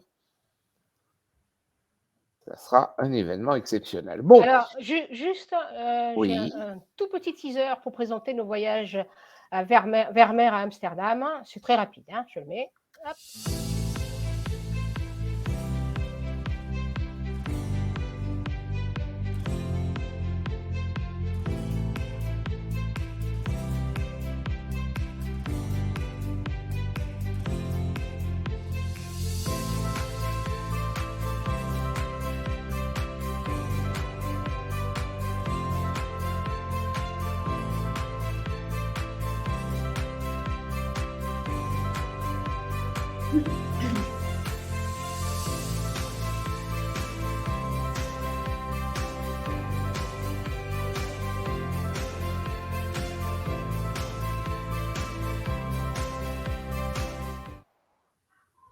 Ah, ça donne envie. Ah, Marie-Christine, tiens, bonjour. Ah, ben, on se connaît bien, nous. Ah, ça fait plaisir. Et elle a une question, est-ce qu'on va à Noukou, c'est au musée de la Russe? Eh ben, j'avoue que je n'en sais rien, mais peut-être que oui, tout à fait. Tu vois, heureusement qu'il y a Corinne pour vous apporter la réponse. c'est bon. Parfait. Alors, on a plus de 850 voyages, Thierry, programmés en 2023, et j'apprends tous les itinéraires par cœur tous les soirs à la maison. Oh là là, bravo. J'ai mis 800 par modestie, mais bon, allez, 850. Ce qui m'a permis de répondre tout de suite sur la question de Kous. Une encyclopédie du voyage, et pas que. Alors, des nouveautés aussi, donc on ne va pas vous les présenter tous. D'ailleurs, l'heure commence à passer. Je voudrais ensuite laisser la parole à Corinne pour vous parler un petit peu des aspects, comment dirais-je, des nouveaux aspects financiers, d'organisation et tout. Vous allez voir, il y a des choses intéressantes, hein. Alors, juste pour vous dire qu'il y a pas mal de nouveautés, alors on ne va pas les détailler tous, mais regardez par exemple les escales en péninsule indochinoise de Luang Prabang à la baie d'Along, ça fait rêver. Et puis l'Indonésie, de Java au pays Toraja.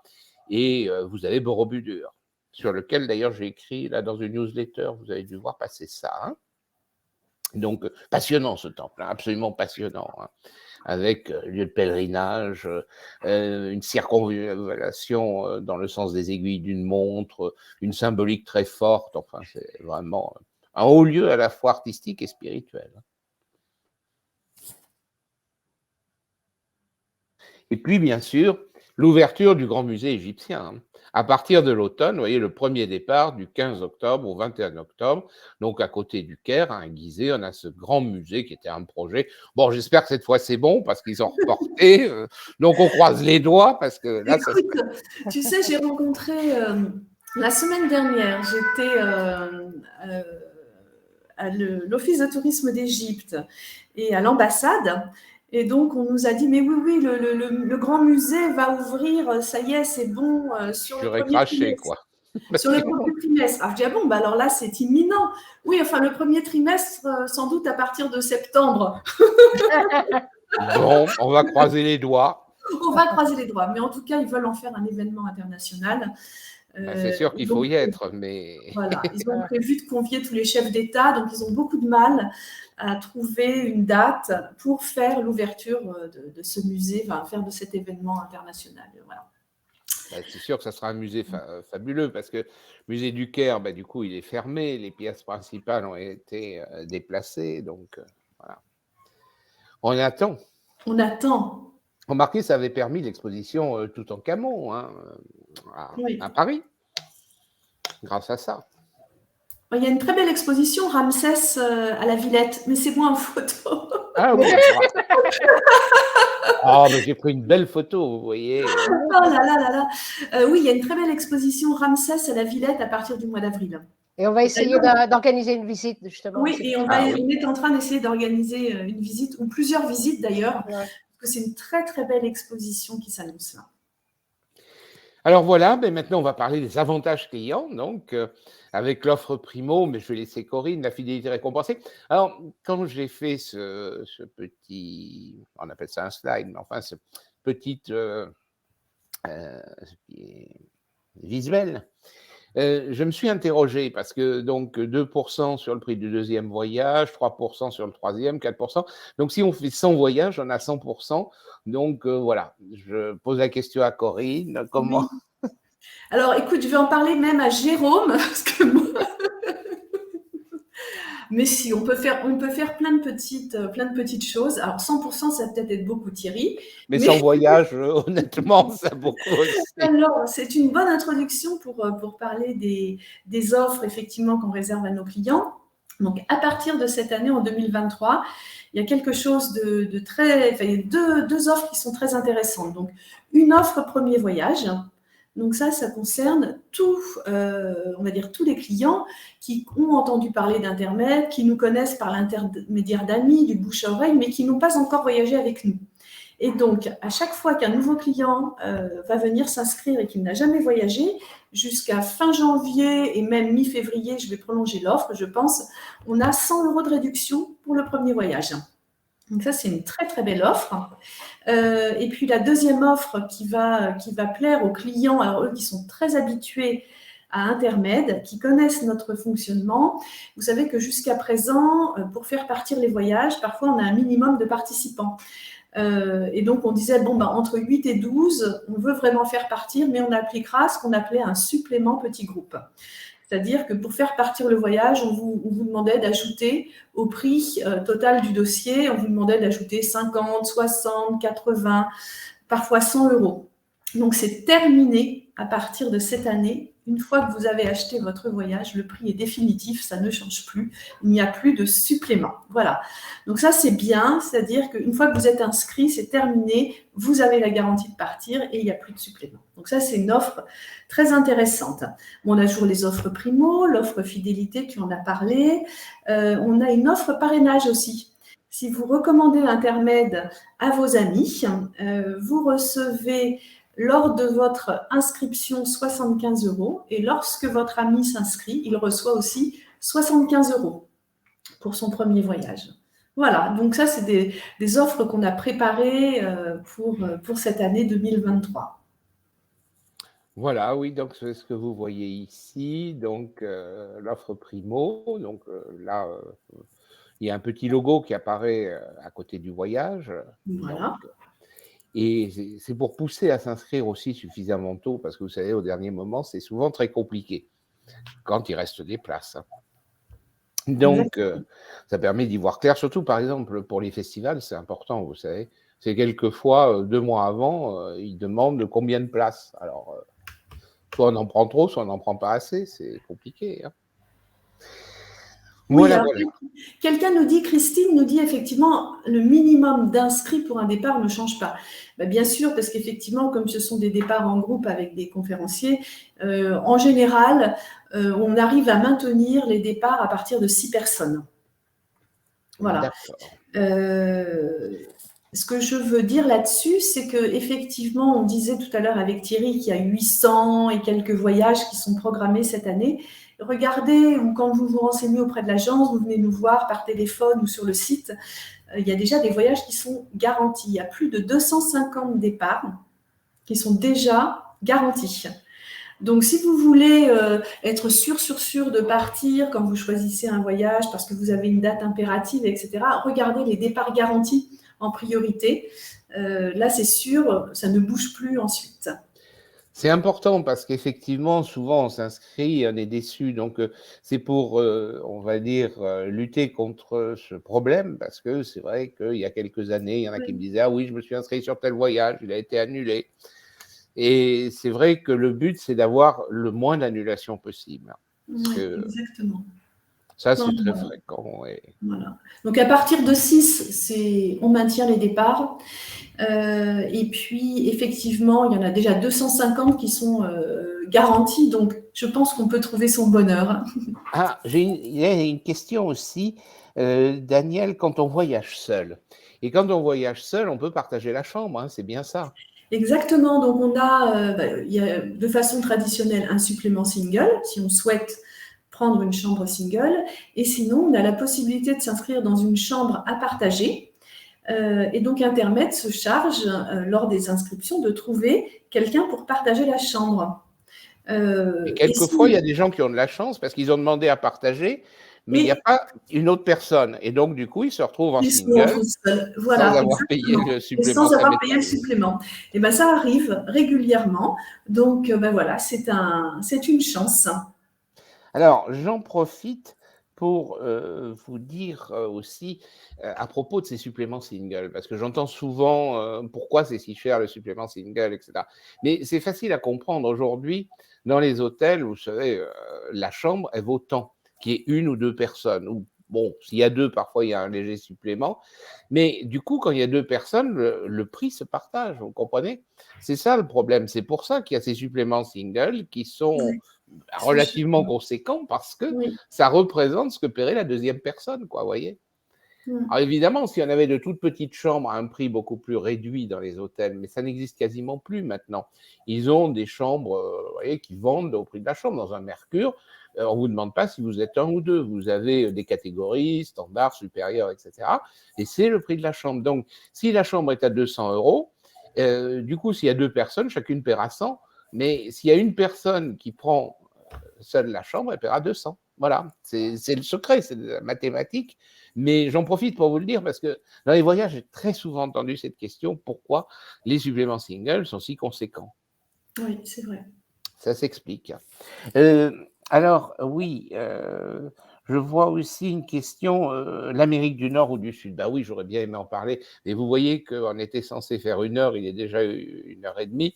Oui, j'aurais dû mettre un voyage. Je m'aperçois que j'en ai pas mis. J'ai cité le Mexique, par exemple. En plus, sur les circuits de Blandine, j'espère qu'elle m'en voudra pas, mais on se rattrapera. Hein. Il va y avoir d'autres conférences sur les voyages en famille. Oui, il y a une brochure qui arrive. Il y a une brochure qui sort sur tous les...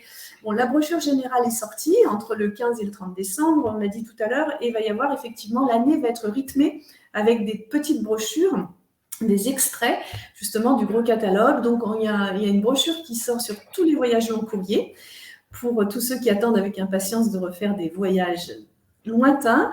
Ensuite, on aura donc les voyages musicaux, les voyages en famille. Donc, on va essayer au fil des mois d'envoyer des petits flyers pour vraiment mettre l'accent sur certains axes, certains thèmes pour que vous vous y retrouviez plus facilement. Et on vous les présentera. Et c'est promis, on détaillera beaucoup plus l'Amérique, hein, le continent américain. On va se rattraper, ne en faites pas. Façon, mais là, on était sur les gammes surtout. Oui. En Amérique du Sud, il faut savoir qu'on va partout. On va en Colombie, au Pérou, en Amérique centrale, en Argentine. On va en Argentine, au Chili. Donc tout est ouvert. Et en Amérique du Nord, ça va de New York, circuit dédié au Grand Musée, à l'ouest des États-Unis sur le thème des Indiens, justement avec Blandine. On aura une newsletter d'ailleurs bientôt sur les musées. Voilà, puis vous voyez l'équipe d'Intermed, hein, j'en ai profité pour vous les présenter. Il y a plus de 50, hein, je crois 54 ou 55 hein, actuellement, qui travaillent dans des secteurs différents, complémentaires, pour faire au mieux. Alors, dans les quelques minutes qui me restent, parce que j'ai déjà un peu explosé le temps, puis en plus, Corinne l'a fait des temps supplémentaires, donc... Ah, je sais qu'elle le fait avec plaisir, mais quand même, restons raisonnables, elle va pas dîner à Intermed. Dîner à l'agence. Et oui, il faut bien qu'elle rentre. Alors, bon, les visioconférences gratuites de présentation des circuits et des activités culturelles, donc on en fera et on vous présentera ces petites brochures, je pense. Hein. De toute façon, il y a déjà, vous voyez, présentation des activités culturelles, ça c'est mercredi prochain, 18 janvier. Donc, il va falloir d'ailleurs que je prépare ça. On se retrouve le 2 février, la présentation des voyages en famille. Alors, vous voyez, les Oui. inscriptions sur Livestorm, site internet, bon, vous avez maintenant bien repéré, il y a un onglet conférences et visites culturelles où vous faites un mail, vous pouvez même appeler d'ailleurs en cas de problème. Mais enfin, bon, inscrivez-vous plutôt par internet, c'est le plus pratique, hein, parce que ça fait beaucoup de choses à gérer. Alors, qu'est-ce qu'on aura? Présentation gratuite de l'exposition du château de Versailles. Donc, c'est gratuit, vous inscrivez. Donc, je compte sur vous. Hein, là, lundi, donc, vous voyez, j'arrête pas. Hein, 16 janvier, conférence sur Louis XV, Passion d'un roi, à l'occasion de l'exposition du château de Versailles. Donc, je vais présenter l'exposition. Et voilà, j'ai une date qui est déjà pleine. J'en ai une autre pour faire la visite sur place. Hein. Peut-être avec une canne, mais bon, on verra bien. On Et va avoir donc, 2 dates hein, pour Versailles. exactement, exactement. Donc, Superbe n'hésitez pas à vous exposition. inscrire. S'il faut, on en mettra une troisième. Hein, Oui, mais oui. donc, en tout cas, la première date est complète. Donc, ça, c'est la présentation. Et puis ensuite, on va voir sur place. Qu'est-ce qu'on a encore? Les cycles. Alors, il y a le cycle d'Arnaud qui commence mardi 17 janvier. C'est très bientôt. Donc, inscrivez-vous. C'est ce cycle dont on parlait. Et c'est passionnant. Les arts premiers, traditions artistiques non occidentales, vous voyez, l'Afrique noire, l'art inuit, l'art polynésien, l'art aborigène et d'une façon générale, les arts premiers. Donc, ce sera un très beau cycle. Donc, vous avez encore, on va dire, quelques jours pour vous inscrire. D'ailleurs, même si c'était commencé, vous pouvez toujours vous inscrire, regarder la première en replay, mais enfin, bon, autant participer.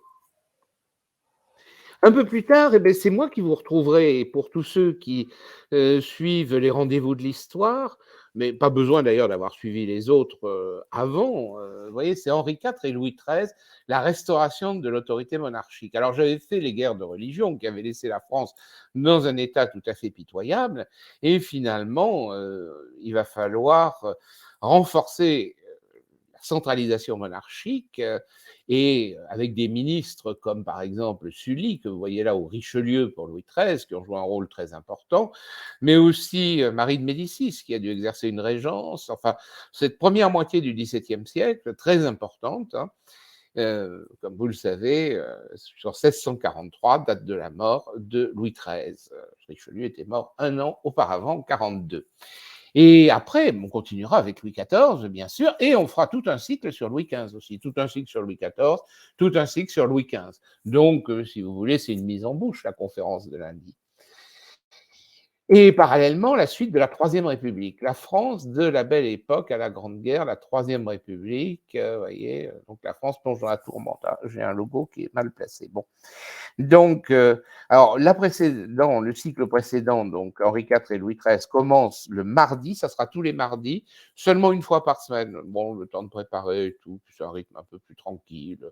Donc, vous voyez, les mardis, 14 février, 21 février, 28 février, 7 mars et 14 mars. De toute façon, si vous en ratez une, vous pouvez toujours la voir en replay. Et à la suite, donc le jeudi, non le mardi, le jeudi 23 mars, 30 mars, 6 avril, 13 avril, 20 avril, c'est la suite. On avait vu la République opportuniste jusqu'en 1898, et la République se radicalise, et on a en même temps la montée des tensions, vous voyez, qui conduit, vous savez ici la visite de François Ferdinand à Sarajevo, à déclencheur de la guerre de 14. Donc période passionnante, c'est la période aussi, naturellement, de la séparation de l'Église et de l'État en 1905, le petit père Combes, Émile Combes, etc. Mais c'est une période aussi où vous avez l'exposition universelle de 1900, enfin une plongée dans un univers où on a des photos anciennes d'ailleurs. Donc n'hésitez pas, je vous attends avec impatience. Et puis alors les visites culturelles, alors vous voyez, visite avec un guide conférencier, petit groupe de 20 personnes, donc promenade culturelle, visite culturelle, visite conférence si vous voulez, en moyenne 2 heures, hein. Bon, ça peut être un peu plus, un peu moins. Évidemment, le rendez-vous est sur place et on peut se renseigner, comme vous voyez. Alors, il y a la visite de l'exposition Louis XV, donc c'est la deuxième date, puisque ma première date est pleine. Vous voyez, le vendredi 3 février à 14h15, donc rendez-vous à Versailles. Donc, cette exposition exceptionnelle, 400 œuvres, est magnifique, hein, il y a un très gros catalogue, d'ailleurs, je vais été voir, bien sûr.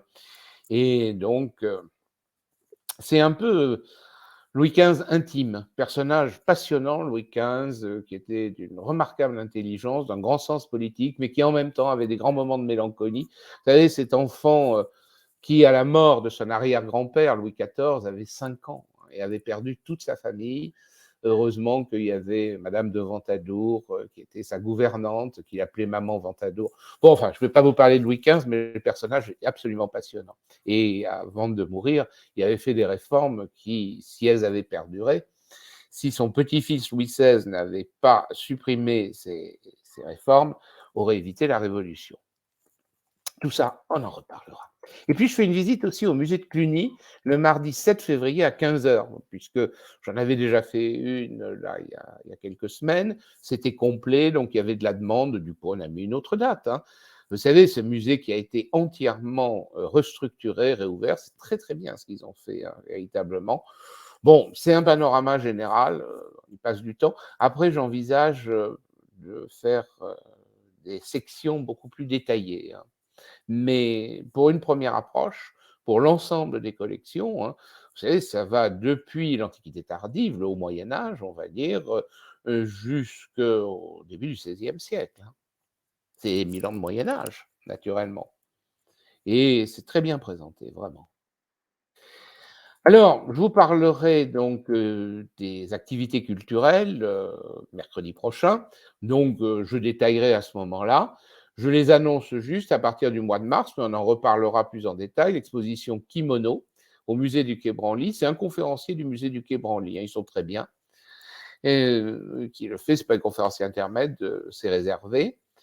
Et puis, sur les routes de Samarcande, Merveille de soie et d'or, l'Institut du monde arabe avec Martine Desfontaines le 15 mars, ça sera très très bien. Et l'Opéra Garnier avec Francesco Bue et Valentine Lorenz. Donc ça aussi, on vous en reparlera. Risorgimento et opéra. Vous connaissez d'ailleurs l'anagramme de Verdi. Et oui.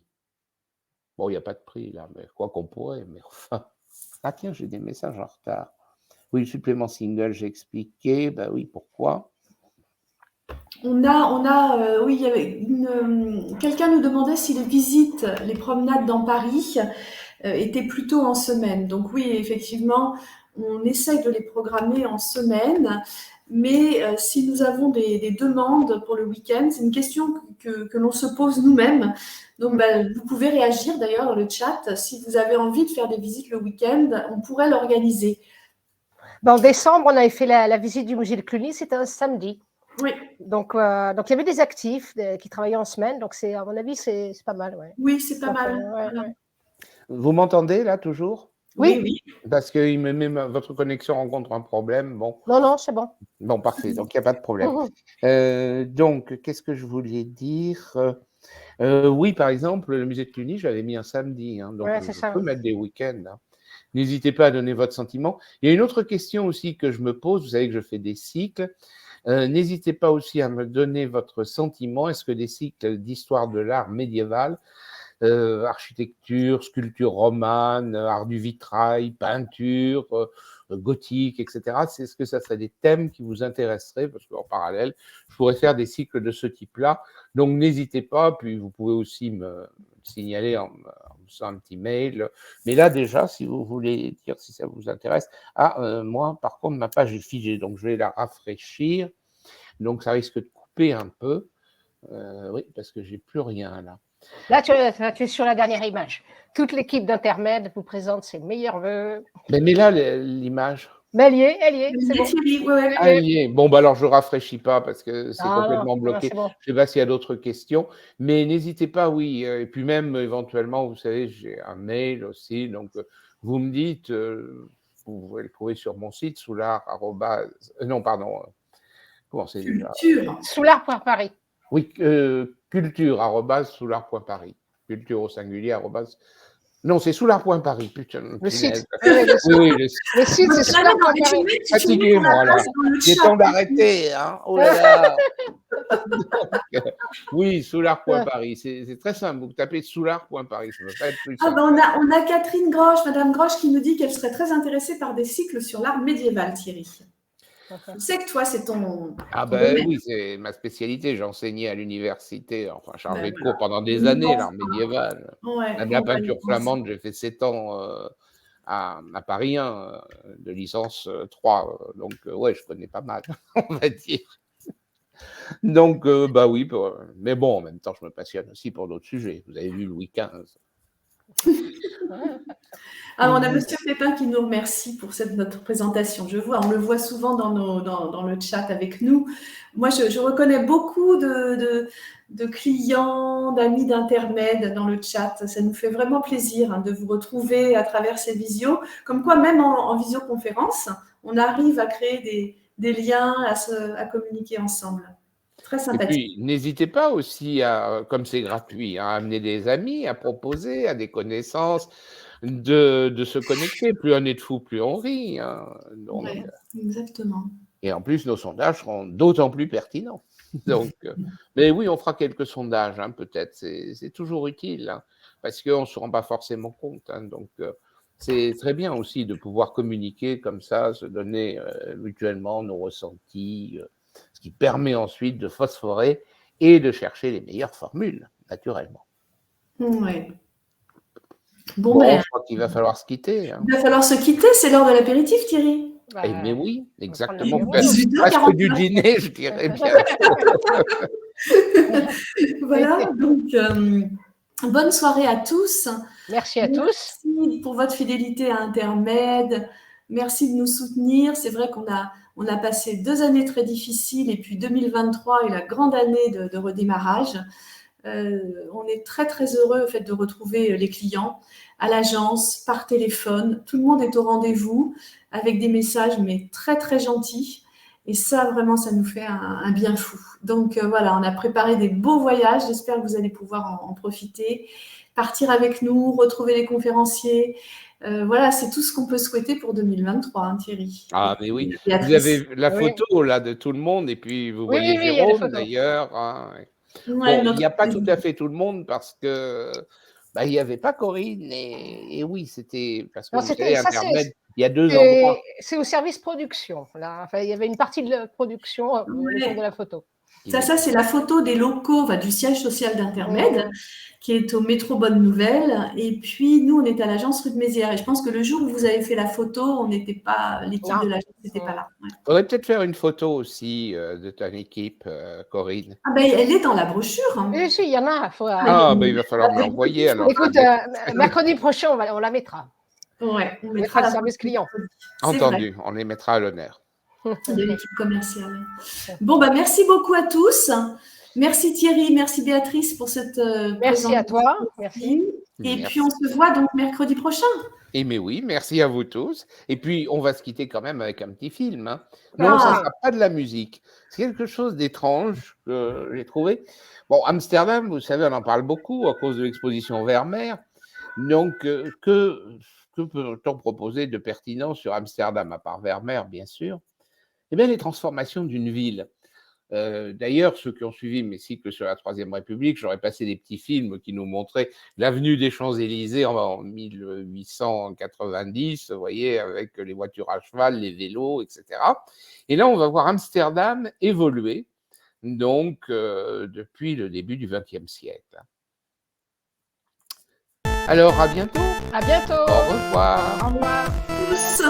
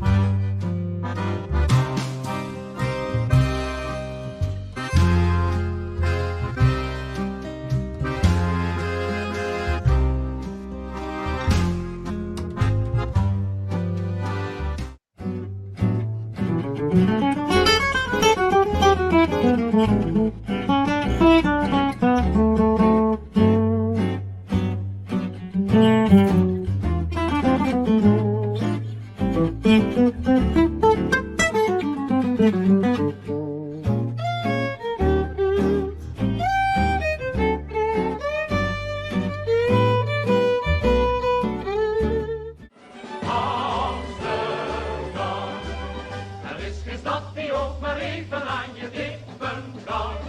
Amsterdam, hoe op je bent omgeerd, er is maar één groot mogen. Amsterdam, die aan je boezem.